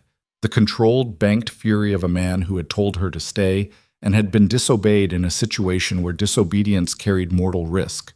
And underneath the fury, or alongside it, or threaded through it in ways she could not separate cleanly, something else. Something that had to do with the north door and the detonator, and what it meant that she had come. She held his gaze. She didn't look away. He started walking toward her across the warehouse floor, and she could see that his left arm was bleeding significantly, and that he was favoring it, and that he was not going to address any of that before he addressed her, because that was who he was. He reached her. He stopped. He was close. Closer than he'd stood before, not touching, but close enough that she could see the precise quality of the thing happening in his eyes. "I told you to stay," he said. "You did," she said. "You could have been killed." "So could Claudia." A silence. "That's not the point," he said, and his voice had something raw in it now, something that was not entirely the controlled instrument she'd come to know. "It's exactly the point," Emily said. "The facility was rigged, Adrian. Murano had charges in the electrical infrastructure. I processed the installation filing 3 weeks ago. Structural modification, electrical infrastructure, load-bearing assessment. I understood what that meant when I was sitting in your sitting room and I made a decision." She met his eyes. "If I'd stayed, and if the override had been triggered while you were on that floor, there would have been nothing left to argue about." The warehouse was very quiet around them. "You pulled a circuit interrupt in a facility that was potentially rigged," Adrian said, without knowing the exact configuration of the installation, without knowing whether the interrupt was isolated or whether it was part of a chain, without knowing. "I know Port Authority Regulation 712, Emily said. "I know how those boxes are built. I know that a secondary override in a cargo facility has to be circuit isolated by code because of the cargo handling equipment. I wasn't guessing. I was using what I know." She paused. "That's what you asked me to do. In the office. You asked me to show you what I know." The raw thing in his voice was different now from what it had been a moment ago. She could feel the shift in it without being entirely sure she could name it. "You're bleeding," she said. He looked at his arm as though he'd forgotten about it, which she suspected was accurate. "Reyes," he said, without looking away from Emily. "Already on it," Reyes said from somewhere behind her. They stood there for a moment on the concrete floor of Pier 17 in the aftermath of everything, with the portable work lights casting long shadows, and Claudia somewhere behind them, and the city going about its ordinary business on the other side of the facility walls. And Emily looked at Adrian Valente, and Adrian Valente looked at Emily Carter, and the distance between what they weren't saying and what they both knew was thinner than it had ever been. "You scared me," he said. The 3 words arrived with such quiet specificity, so different from anything she'd expected from him, that she felt them in her chest with an acuity that had nothing to do with her ribs. "I'm sorry," she said, and meant it. "No, you're not," he said. A pause. "No," she admitted. "Not entirely." Something moved across his face, that compressed thing that in another life, and with different parameters, would simply have been called a smile. Then Lena was there, appearing from the direction of the loading dock with her kit, and the professional displeasure of someone whose patients kept doing things she'd asked them not to do. And she took Adrian's arm with the authority of a woman who did not observe a hierarchy when someone was bleeding, and she began working. Emily stepped back. She found Claudia standing a few feet away, wrapped in someone's jacket, with the cut on her face that was going to need attention, and the eyes of someone who had been frightened and was processing the aftermath of it. Claudia looked at Emily, and Emily looked at Claudia, and then Claudia reached out and put her arms around Emily without saying anything, and Emily, who had not been held in a long time, not since before 14 months that had taught her to be careful about arms, let her. They stood there in the warehouse. Outside, the city kept moving in its ordinary way, indifferent and continuous. And inside Pier 17, something had shifted that would not shift back. Victor Murano was alive. He was in a room at the east end of the facility with 2 of Adrian's people standing outside the door, and he was going to be a problem, a legal problem, a territorial problem, the complex and dangerous kind of problem that does not resolve itself in a single evening, no matter how definitively one side has won the night. Emily understood that. She understood that the evening had been a battle and not the war, and that the kind of patient, title man that Claudia had described did not stop being patient or title because of a single loss. She understood all of that, but she also understood that Claudia was alive, that Adrian was bleeding from his arm and not from anywhere worse, that the facility had not detonated, and that 3 words had been spoken on a concrete floor that she was going to have to put somewhere, into the room she'd been filling, or somewhere else, somewhere that required a different kind of door entirely. "You scared me." She held Claudia's shoulder. She looked at the north door she'd come through. She thought about the master key in her bag and the red-handled switch, and the regulation she'd filed away 2 years ago for a reason she couldn't have predicted. And she thought about how sometimes the things you carry without knowing why are exactly the things that matter at the only moment it counts. And outside, the city breathed, and inside, so did she. The days after Pier 17 had a different texture than the days before it. It was not that the house changed. The dark hardwood floors were the same. The garden was the same. Lena moved through the kitchen with the same efficient authority. Marco maintained the same quiet permanence at the perimeter. The structure of the place was intact, but something had shifted inside the structure, the way a house shifts after a storm. Not damaged, not broken, but subtly resettled on its foundation, everything in the same position but resting differently than it had before. Claudia healed quickly, which was entirely in character. The cut on her face was closed by Lena within an hour of returning from the facility, and by the following morning she was in the kitchen with coffee and the practical determination of someone who had decided that the most useful response to having been frightened was to refuse to stay frightened. She talked about what had happened with a directness that Emily recognized as its own form of processing, naming the thing, turning it over in the light, refusing to let it become larger than it was by keeping it in the dark. "He kept saying it was business," Claudia told her on the second morning, sitting at the kitchen table with both hands around her mug. "Murano." He kept using that word, business, like that was supposed to make it smaller. She looked at the window. "I think he expected me to cry, to ask him what he wanted, to perform being afraid in the way that makes men feel they have leverage." She paused. "I was afraid, but I wasn't going to perform it for him." Emily looked at her. She thought about what it took to hold yourself like that in a situation like that. "What did you do?" "I talked to his people," Claudia said. "Not to him. To the men he'd put in the room with me. I asked them their names. I asked one of them about the scar on his hand." She smiled slightly, something wry and tired in it. "They didn't know what to do with that. You'd be surprised how disorienting ordinary questions become in an extraordinary situation." Emily thought about that for a moment. "That's not something you learn," she said. "That's something you already are." Claudia looked at her. Something warm and complicated moved through her eyes. "The same could be said for what you did," she said. "The north door, the mechanical room.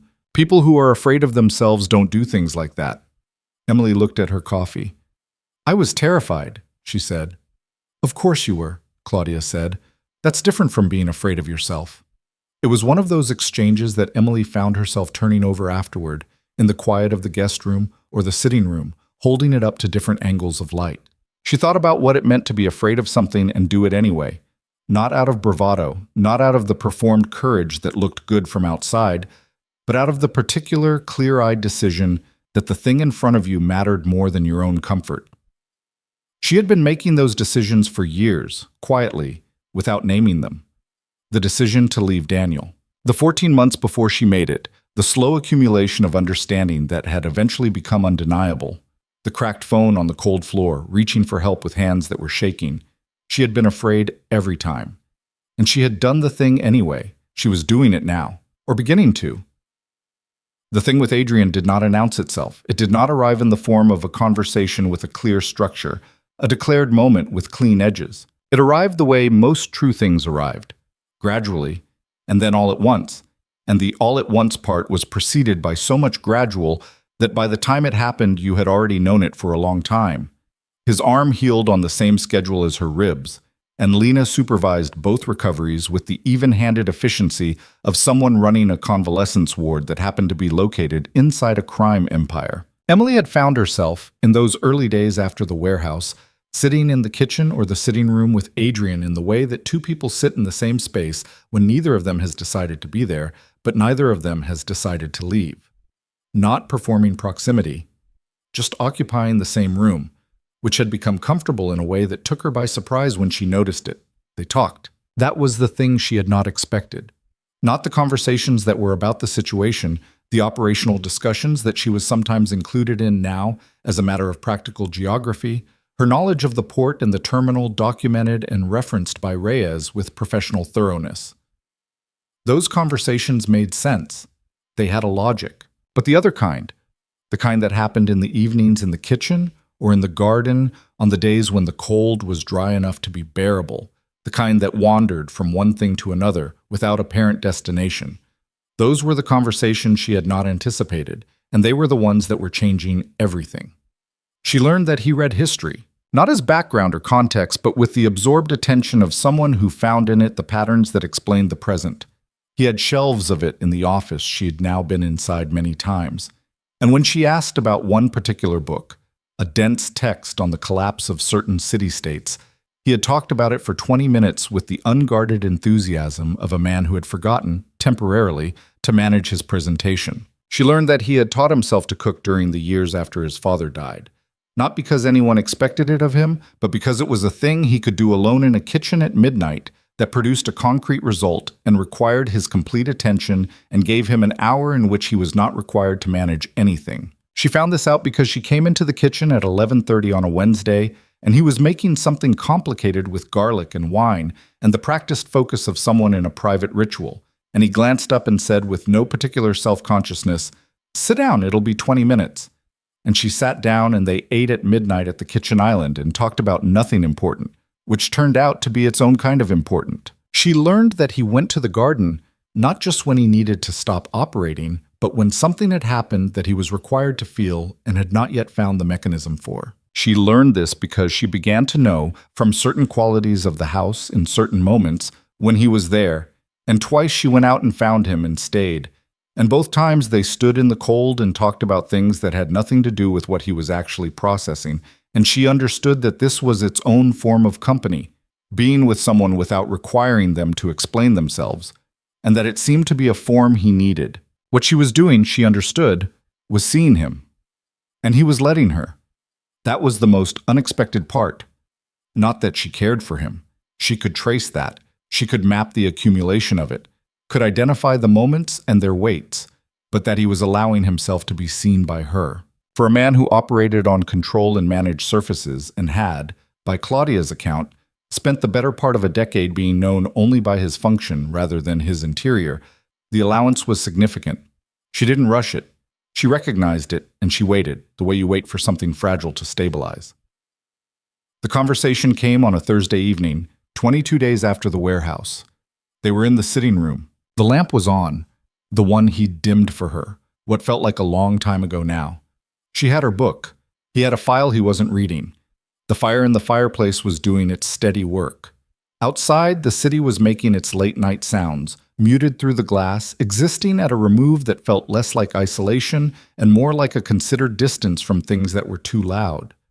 She had been thinking for several days about leaving, not because she wanted to. That was the precise problem.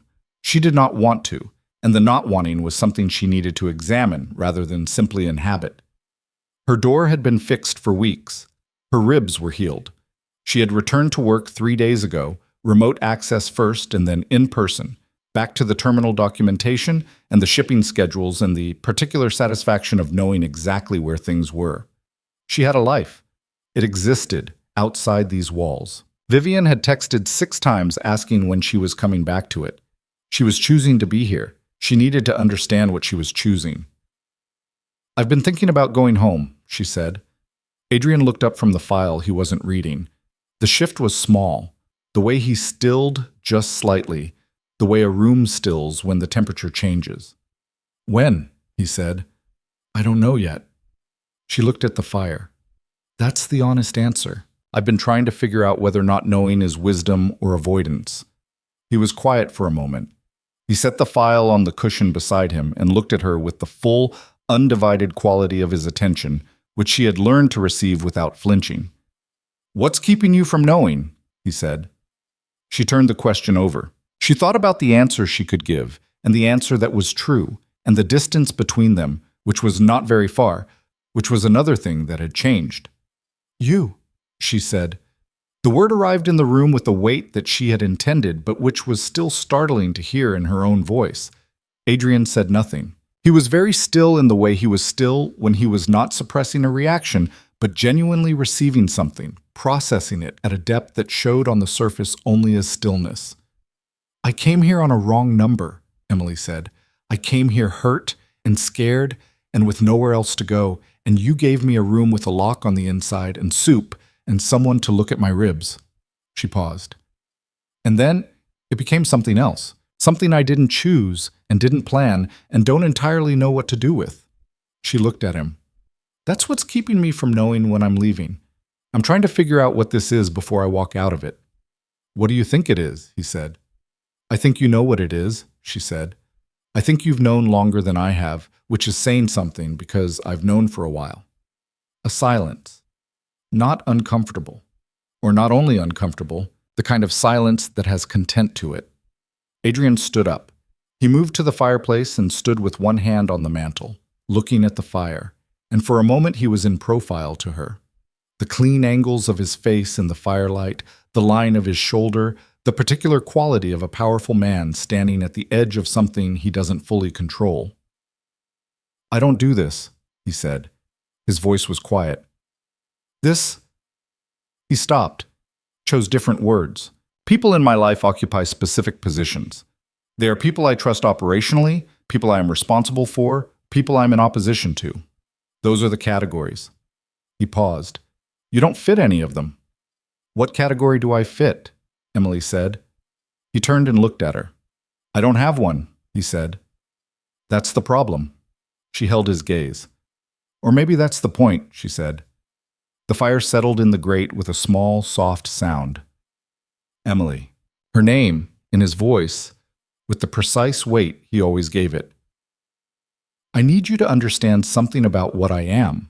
Not as a warning, you know what I am. You've been inside the architecture of it for 3 weeks, and you've earned the right to call it by its name. But because I need you to understand what it would mean." He moved back to the chair. Not sitting in it, but standing beside it, which was, she had come to understand, his version of not committing to stillness. This life, this world. What happened at the warehouse, that is not an unusual event in the context of what I do. It's an escalation of an unusual event, yes, but the underlying category of it, violence, threat, people using people as leverage, that is the texture of this. He looked at her. "I have spent years trying to change that texture, moving things toward legitimate operations. And I will keep doing it, and I will get there, but I'm not there yet, and I can't promise you a timeline." His jaw was doing the thing she'd learned to read. "What I can tell you is that you would be in that world, not as a bystander. You've already proven that you can't be a bystander, which is both the thing I respect most about you and the thing that terrifies me most about you in the same breath." Emily was quiet for a moment. She thought about Daniel's apartment 14 months ago. About the voice in her head that had said, "This is fine," for so long that she'd almost stopped being able to hear the other voice, the one that knew better. She thought about the difference between that, staying out of fear of what leaving would cost, and this. This was something else. This required a different kind of accounting. "You know what I've been through," she said. "You know what the last year looked like. Before the floor, before the wrong number, the whole year of it." "I know." "Well, so you know that I have a very specific understanding of what it means to stay in a situation because you're afraid." She met his eyes. "And I have a very specific understanding of what it looks like when that's not what's happening." She paused. "This is not what's happening." He looked at her with those dark, level eyes. "You're not afraid," he said. "I'm a little afraid," she said. "That's different from afraid being the reason." Something moved across his face, the compressed thing, but deeper than she'd seen it before, less guarded, closer to the surface. He crossed the room in 4 steps and sat down on the coffee table in front of her, which put them at the same level, closer than the careful choreography of the past weeks had allowed. She could see the details of him that proximity revealed. The fine scar above his left eyebrow she'd noticed weeks ago, the new one on his forearm from the warehouse, the slight unevenness in the bridge of his nose that suggested it had been broken at some point in the past, and had healed on its own terms. "If you stay," he said, "I need you to stay for what it is. Not for what you think it might become. Not for the version of it that's easier than the reality." His voice was very quiet. "I've watched people try to live in this world as though the difficult parts are temporary. They're not always temporary." "I know that," Emily said. "Do you?" "I work at a port terminal," she said. "I've been processing your shipping documentation for 2 years without knowing it. I've been in the geography of your world for longer than I've been in your house." She paused. "I'm not arriving here from somewhere else and imagining I can redecorate. I'm telling you I see what it is and I'm making a choice about it. That's different." He was very close. The fire was warm at her side. "What's the choice?" he said. She looked at him for a long moment. She thought about the room she'd been storing things in, the door she'd been keeping carefully closed. She thought about 11 days of soup and locked guest rooms and midnight kitchens and a garden in gray light and a man who had knocked 3 times and meant it. She thought about what it cost to say a true thing out loud and what it cost not to. "I'm choosing this," she said, "whatever this is. I'm choosing it with eyes open." She paused. "The question is whether you are." Adrian was still, completely still, in the way he was still at his deepest. Then he reached out and took her hand. Not dramatically, not with the grammar of a movie moment. He simply reached out and placed his hand over hers where it rested on the arm of the chair. And the warmth of it was so ordinary and so significant at the same time that Emily felt it travel up her arm and into her chest and lodge itself there in a place that had been empty for a long time. "I've been choosing this," he said quietly, "since the night you opened a door I told you not to open." She turned her hand over and let her fingers close around his. They sat like that in the firelight, not performing anything for anyone, just 2 people who had arrived at a true thing by an improbable route, holding it carefully. Outside, it started raining again. Softly this time, without aggression, the kind of rain that doesn't demand anything. It ran down the sitting room windows in thin lines. Inside, the fire was warm and the lamp was on, and the house was quiet, in the particular way it was quiet when the people inside it were where they were supposed to be. She stayed. She stayed not because she had to, and not because she was afraid, and not because leaving was harder than staying. She stayed because she had looked at what was in front of her with clear eyes and made a clear decision, and the decision was yes. The weeks that followed had the specific quality of something that has been declared and is now being built. Not easily. Nothing about the situation allowed for easy, and neither of them was the kind of person who wanted easy more than they wanted real. There were difficult conversations, the kind that 2 people have when they are coming from different places and trying to find common ground that holds. Emily was direct in the way that she had always been, but had learned to suppress. She said the things she thought, even the difficult ones. And Adrian, who had spent years in a world where honesty was a tactical decision rather than a default, was sometimes surprised by it and was always, she came to understand, grateful for it even when it was uncomfortable. There were things she asked him about that he answered carefully, and things she asked him about that he answered fully, and things she asked him about where he said plainly that he wasn't ready, and she respected that because she understood the difference between someone who was hiding from you and someone who was moving toward you at the pace they were capable of. She moved back to her apartment. That had its own significance. It was a choice, which made it different from a necessity. She chose to live in her own space and spend time in his space, and have the 2 things be separate and connected simultaneously, which was what she needed, what her own healing required. She needed to know that her apartment was hers again, not a place of terror, not the floor and the door and the sound of his footsteps, but a home she had chosen and could choose to be in. It took a few weeks, and then, without fanfare, it was. The Murano situation resolved with the slow, legal complexity that Adrian had predicted. There were conversations with people Emily was never introduced to, and documentation that passed through channels she never asked about, and outcomes that were reported to her in general terms. Murano was contained, not destroyed, not ended in the way that this world sometimes ended things, but bounded and diminished in a way that rendered him a manageable problem rather than an existential one. There would be more Muranos. That was the nature of the territory. Adrian said so plainly, and Emily accepted it plainly, and they moved forward. Vivian met Adrian in the 5th week. The meeting was, Emily reflected afterward, Exactly what it needed to be. Slightly awkward, ultimately honest, and ultimately fine. Vivian was protective and direct and did not bother to perform anything about her skepticism. And Adrian met her skepticism with a directness that surprised Vivian more than any charm would have. He didn't explain himself, didn't perform. When Vivian said over coffee in a place that was neither his territory nor Emily's apartment, but somewhere neutral, "You understand my concern," Adrian said. "Yes, it's justified. I'd have the same concern." Vivian looked at him for a long moment and then looked at Emily and said, "Okay," in the tone that meant, "I'm watching. I'm not convinced, but I'm here." That was enough. It was real, and it was enough. What Emily had not expected in the accounting she'd done before making her choice was how much she would find herself becoming something.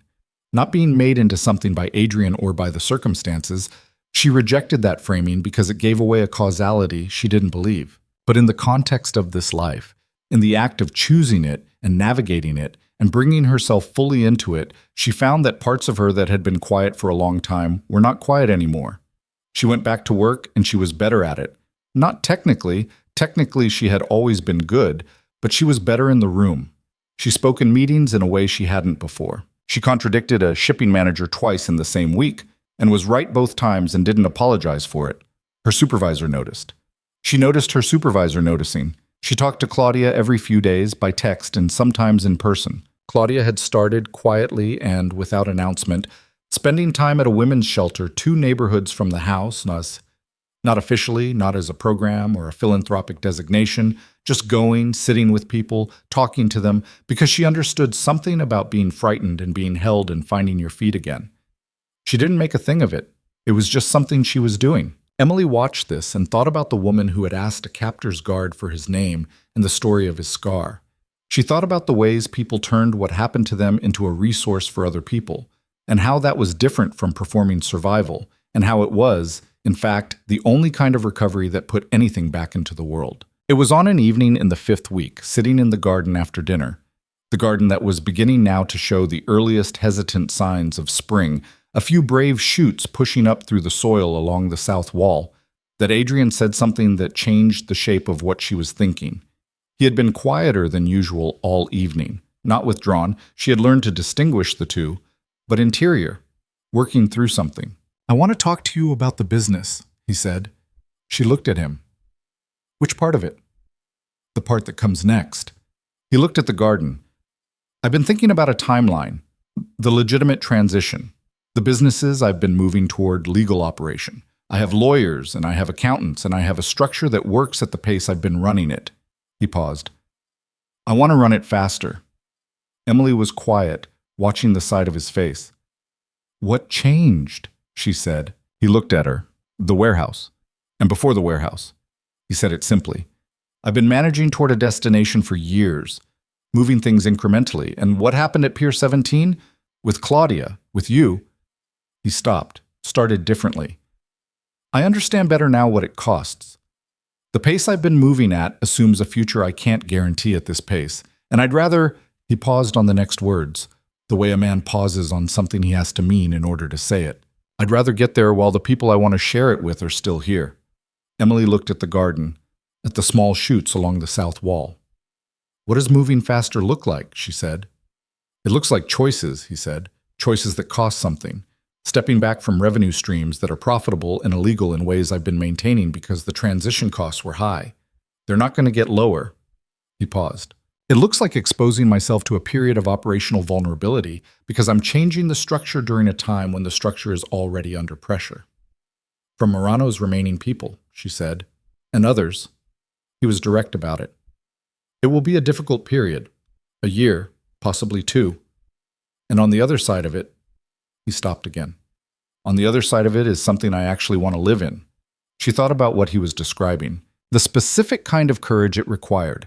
Not the courage of the warehouse, the adrenaline-sharpened decision-making in a moment of crisis. The other kind. The kind that got up every morning and made choices with long-term consequences in the absence of the clarity that emergency provides. "I want to help," she said. He looked at her. "I know the port," she said. "I know the logistics infrastructure better than most people in your operation. I know the legitimate side of it and the illegitimate side of it, and how the documentation works and where the gaps are and how to close them. She met his eyes. Let me help build what comes next. He looked at her for a long moment. That's not a small thing, he said. What I'd be asking. You didn't ask, she said. I offered. She paused. There's a difference.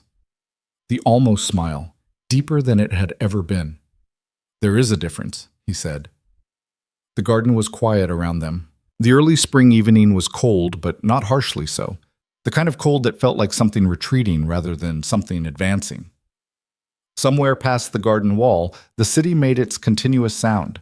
Emily thought about a wrong number sent from a cracked phone on a kitchen floor, and about the strange, improbable geometry of consequence. How one thing connects to another and then to another in ways that no map could have predicted. How the most significant coordinates in a life are sometimes found not through intention, but through the honest response to a single, terrifying moment. She thought about the room she'd been storing things in, and how it was not a storage room anymore. She thought about what she had, and what she was building, and who she was building it with.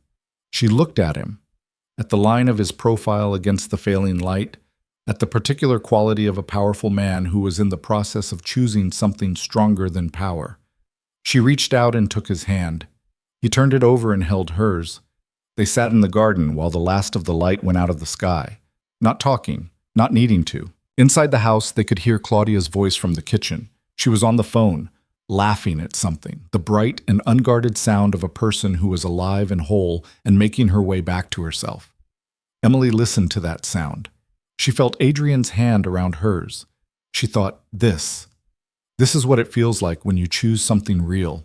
And outside the garden wall, the city kept its ordinary business, indifferent and continuous and full of lives that were finding their shapes in ways no map could predict, through wrong numbers and cracked screens and 3 knocks on broken doors, and the improbable, irreversible mercy of someone who comes. Spring arrived in the city the way it always did, not all at once, not with any single definitive morning, but through accumulation.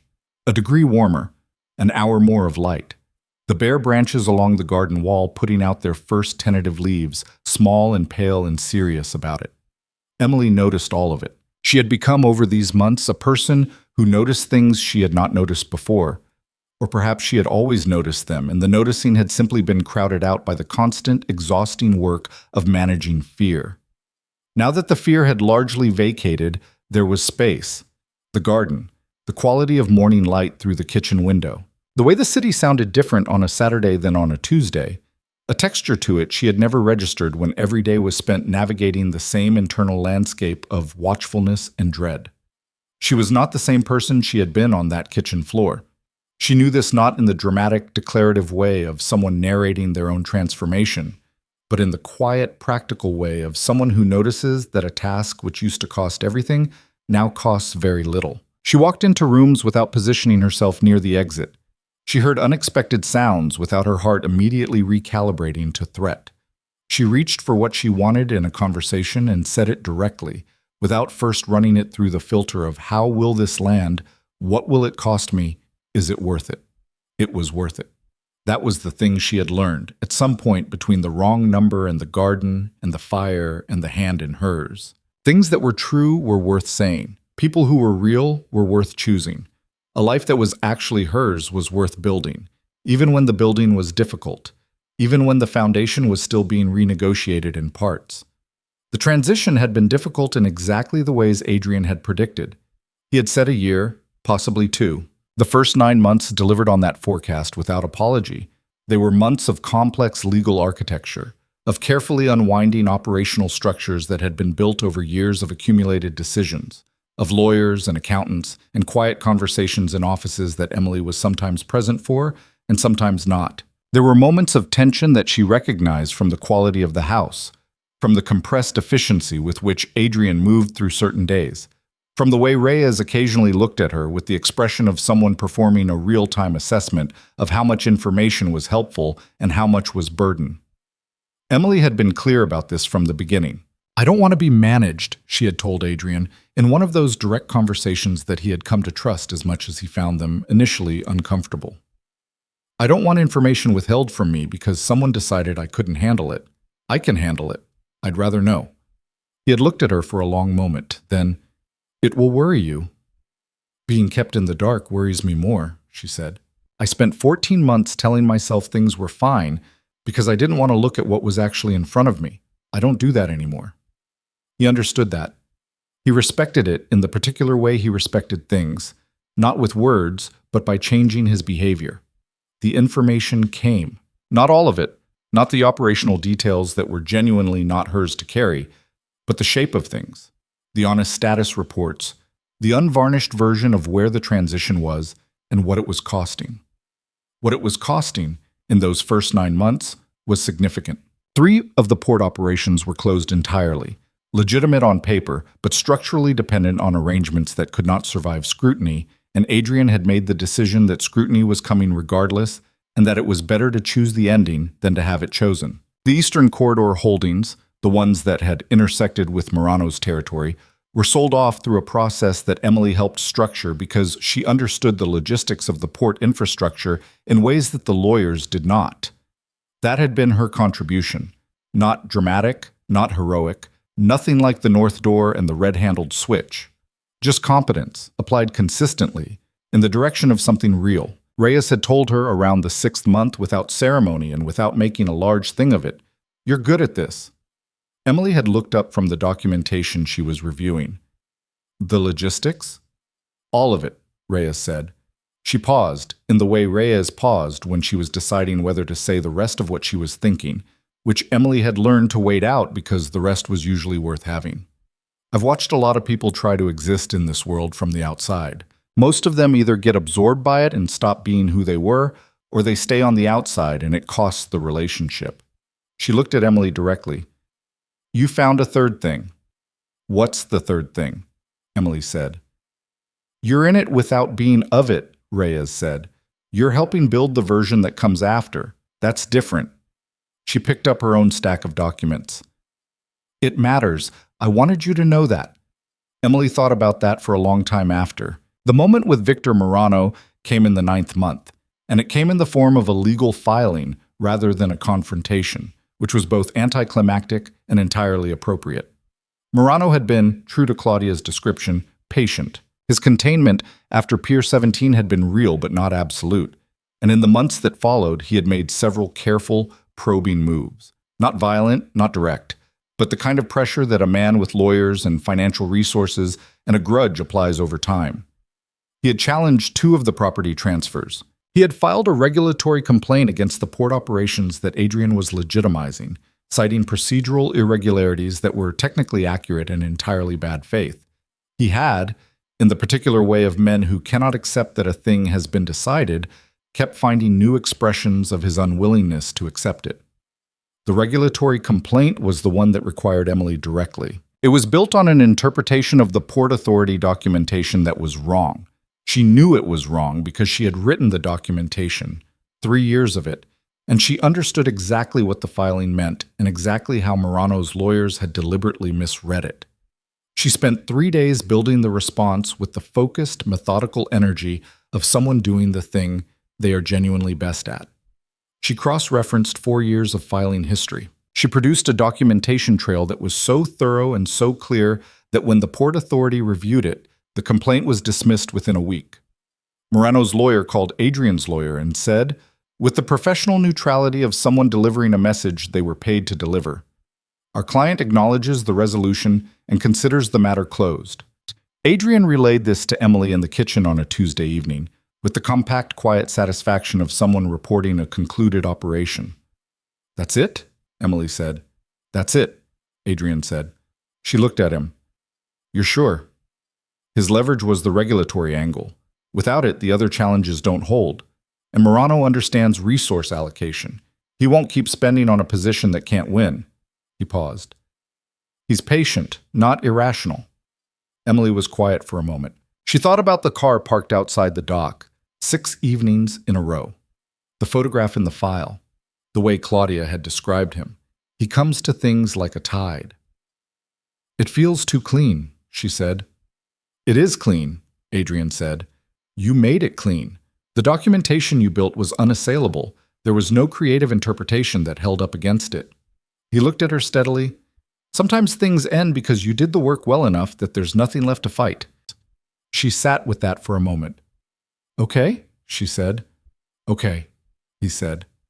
And Victor Morano, patient and title and finally without shore, receded.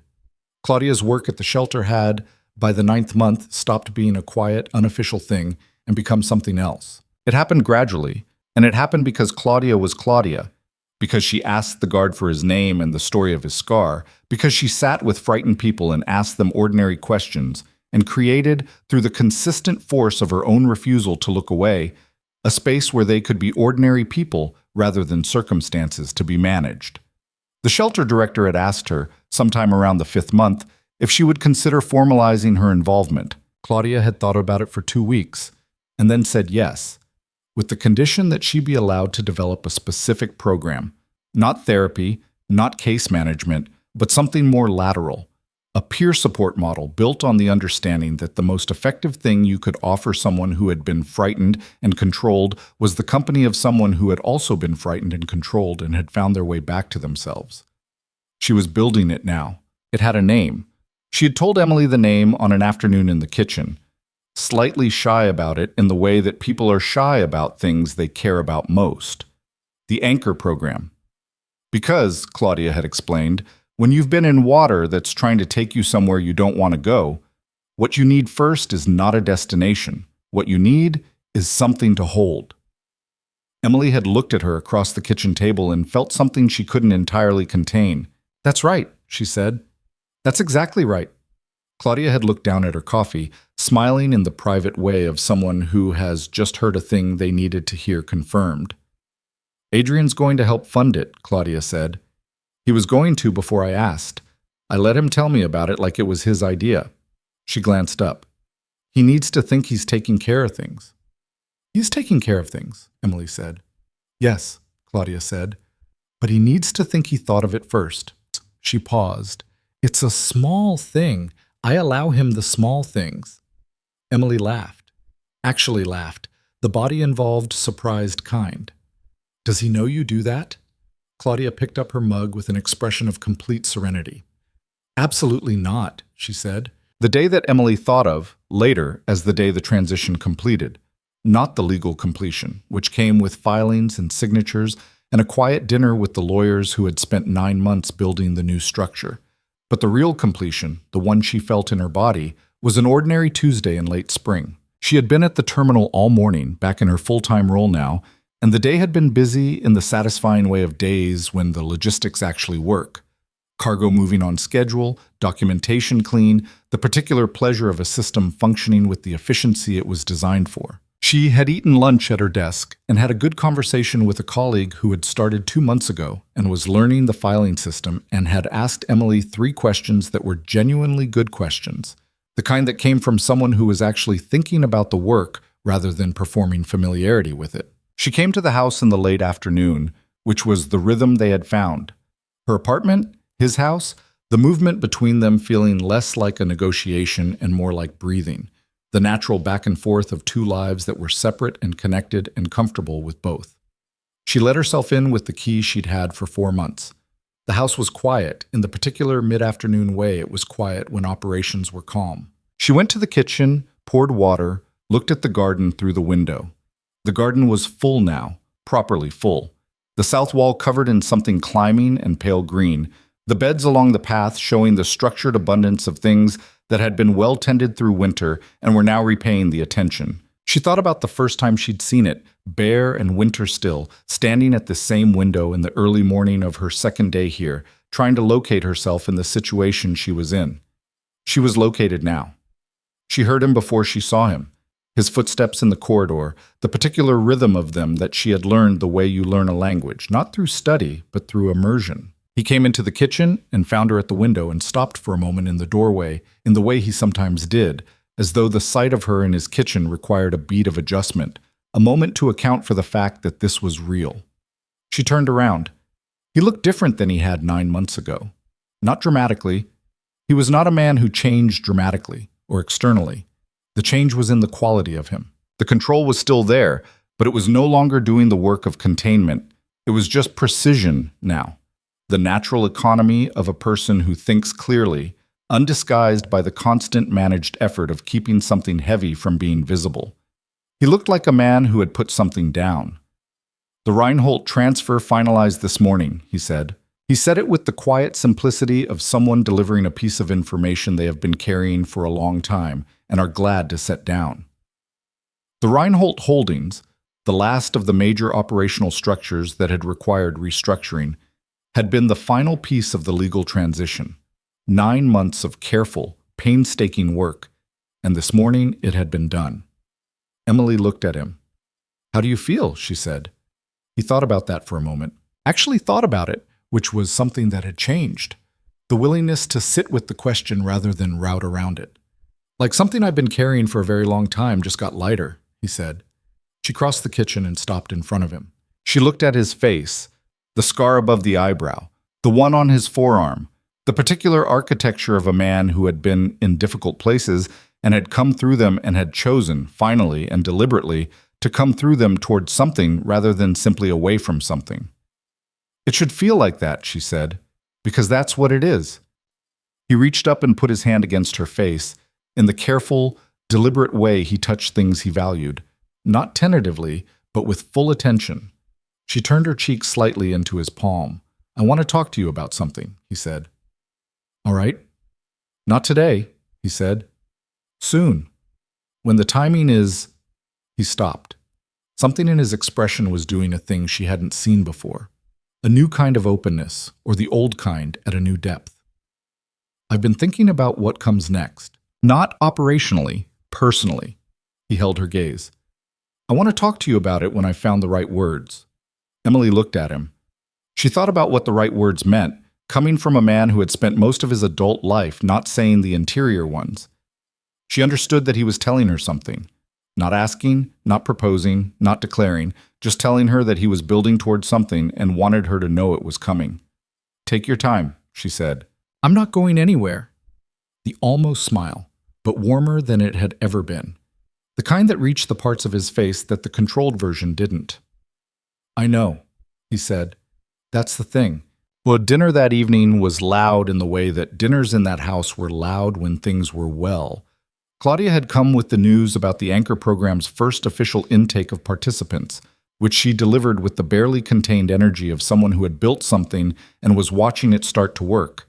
And Reyes had arrived unexpectedly with a bottle of something she'd been saving and said she'd heard about the Reinhold finalization and that was worth acknowledging. And Marco had smiled in the rare, genuine way that transformed his face into something that looked surprised by its own happiness. And Lena had made 3 dishes when 2 would have been sufficient, and was satisfied about this. Emily sat at the table and looked around it. She thought about the first dinner here, the first time they had all sat together, Claudia's taxi story, the laughing that had surprised her with its realness. She thought about how she had looked up from the laughing and found Adrian watching her, and the thing that had been in his expression then, which she had filed away in the room she was keeping carefully closed. The room was open now, had been open for a long time, and what she found inside it, when she finally looked, was nothing like what she had been afraid to find. It was not danger. It was not the kind of feeling that diminished you or swallowed you or required you to make yourself smaller to survive inside it. It was the opposite of that. It was the feeling of being exactly the size she was, in a place that was exactly the right size for her. She looked at Claudia, who was gesturing emphatically about something to Reyes, who was listening with the expression of someone who has been thoroughly convinced of something but is not going to admit it immediately. She looked at Marco, refilling everyone's glasses with the quiet attentiveness that was simply who he was. She looked at Lena, who caught her eye across the table and gave her the small particular nod that meant, "I see you. You're well. This is as it should be." And she looked at Adrian, who was watching Claudia with an expression that was completely unguarded, the older brother whose sister was alive and whole, and building something that mattered, the man who had put down the heavy thing this morning, the man who had knocked 3 times and kept his word, the man who had looked at her on a kitchen floor and decided she was worth coming for. He felt her looking and turned. Their eyes met across the table. He didn't perform anything, didn't look away, didn't manage it, just met her gaze with the full direct quality of his attention and held it. She held it back. They had a language now, the two of them, built from months of ordinary moments and extraordinary ones, from kitchens at midnight and gardens in gray light and warehouses and document filings, and the gradual, irreversible work of two people who had decided to be honest with each other about what was real. In that language, what passed between them across the dinner table was a complete sentence. The weeks that followed had the quality of things being built rather than managed, a distinction that Emily had learned to feel in her body. The difference between the tense, forward-leaning work of maintaining a precarious situation and the different, more spacious work of constructing something meant to last. The Anchor program opened its doors officially on a Thursday in early summer, in a space that Claudia had found and Adrian had funded and Emily had helped structure operationally, because running a support program had more in common with logistics than most people understood. The scheduling, the resource allocation, the documentation, the architecture of systems that had to be reliable, because the people depending on them had already experienced too much unreliability. Emily was there on the first day, not as a director or an official presence, but because Claudia had asked her to be. "You're part of the reason this exists," Claudia had said, with the directness that was simply how she was. "You're allowed to be there when it starts." Emily had looked at her. "How am I part of the reason this exists?" Claudia had looked back with the expression she wore when she thought the answer was obvious. "Because of what happened to you," she said. "Not just the floor, not just Daniel, the whole year. The way you survived it, and then kept going, and then came into our kitchen and helped save my life with a master key and a regulation from 4 years ago." She paused. "That's what this program is for people who have that in them and need somewhere to land while they figure out how to use it." She paused again, and when she spoke, her voice was quieter. "You were that person, Emily. Now you're the other kind. That matters to the people who are still the first kind." Emily stood in the doorway of the Anchor program on its first Thursday and watched people arrive. Carefully, tentatively, the particular way people arrive at places they need but are not entirely sure they're allowed to need. And she felt something in her chest that was not sadness and was not joy exactly, but was something that encompassed both. Something that knew the territory being walked. She thought about the checklist articles at 2 a.m, the practice distance from a door with a familiar key, the floor and the cracked phone and the rain. She thought about what it meant that something built in the aftermath of those things was now opening its doors for other people who were in the middle of theirs. She stayed for 2 hours. She talked to 3 people. She didn't say anything about her own history. It wasn't the time and they weren't there for her story, but she listened to theirs with the quality of attention that she had learned from someone who used it like an instrument. And she was told, by a woman who had been there an hour, that she was easy to talk to. She thanked her. She meant it. She walked out into the summer afternoon and called Adrian. He picked up on the second ring. "How was it?" "It was right," she said. She was standing on the sidewalk outside the program with the afternoon sun warm on her face, the city moving around her in its ordinary, continuous way. "The whole thing, it's exactly right." A pause. She could hear the quality of his listening, the full attending silence that she had come to love as much as anything he said. "Good," he said, and in his voice was everything the word was carrying: Claudia and the months of work, and the thing that had been built in the aftermath of what had been survived. "I'm coming to you," she said. "I'll be in the garden," he said. She walked. It was a good day for walking. The city was warm and clear, and the streets had the specific summer quality of a place that has been cold for a long time and is taking pleasure in not being cold anymore. She walked through neighborhoods she knew and ones she was still learning, and she thought about what she was walking toward, and she felt no complicated thing about it. No negotiation, no need to run the calculation of what it cost and what it returned. She just walked toward him. That was all. He was in the garden where he'd said he'd be, standing at the far end near the south wall that was fully covered now in the climbing things that had been bare when she first saw it. He heard her on the path and turned, and for a moment he was just there. Himself. In the late afternoon light. In the garden they had stood in through winter and spring and into summer. The man he had always been and the man he was becoming, both of those things visible at once. She reached him. They stood together at the south wall, the way they had stood together through all the seasons of it, and the city made its sounds on the other side of the wall, and the garden was warm, And for a moment, neither of them said anything. Then he said, "I found the words." She looked at him. "The ones I told you I was looking for," he said. He was looking at the garden, at the climbing plants, at the particular pale gold quality of the late afternoon light. Then he turned and looked at her, and his eyes were direct and completely clear. "I've been thinking about what I want the rest of it to look like. The actual rest of it, not the next phase or the next operational structure. The life." He paused. "I want it to look like this. You, here, this. I want it to be permanent. I want to ask you to make it permanent." He looked at her steadily. "I want to marry you." The garden was very quiet. Emily looked at him, at everything she had learned to read in his face, the precision and the depth and the things that had been closed and were open now. She thought about the wrong number. She thought about the 3 knocks. She thought about soup and a locked door and a garden in winter and a warehouse and a red-handled switch and dinner tables loud with the sound of people who had chosen each other. She thought about what she had been on that floor and what she was in this garden, and the distance between those two things, which was the whole story. "Yes," she said. Not elaborated, not decorated. Just the word, clean and complete. The way true things were when you stopped being afraid of them. He took her hand. He held it the way he held things he valued, with his complete attention. She looked at their hands and then at his face, and the thing she saw there was the thing she had been watching develop for months. Peace. The specific, hard-won peace of a person who has put down something heavy and found that the world continues, that they continue, that the thing they were afraid to be without was in fact only ever a weight. "I have something else," he said. She looked at him.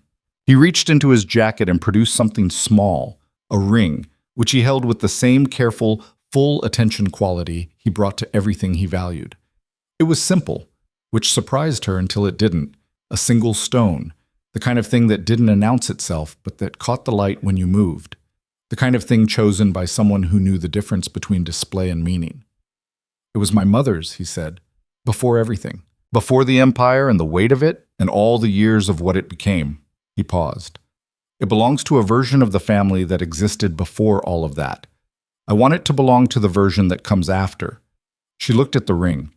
She thought about what it meant to be handed the before and the after simultaneously, to be trusted with both the history and the future in a single small object. She held out her hand. He put it on. It fit with the slight, almost ceremonial imprecision of something not yet fully settled, still finding its place. She looked at it on her hand. "It belongs here," she said. He looked at her with the full, unheld quality of his expression at its deepest, the face of a man who has finally stopped managing the distance between what he feels and what he shows. "Yes," he said. "It does." They stayed in the garden until the light was gone, and then they went inside to the warm kitchen where Lena was cooking something that smelled like it would be excellent, and where Claudia arrived 20 minutes later and looked at Emily's hand and produced a sound that was somewhere between a gasp and a laugh, and was entirely herself, and where Marco opened something from the back of a cabinet that he said was for significant occasions, and where Reyes looked at the ring and then at Emily with the expression that was her version of profound and unreserved approval.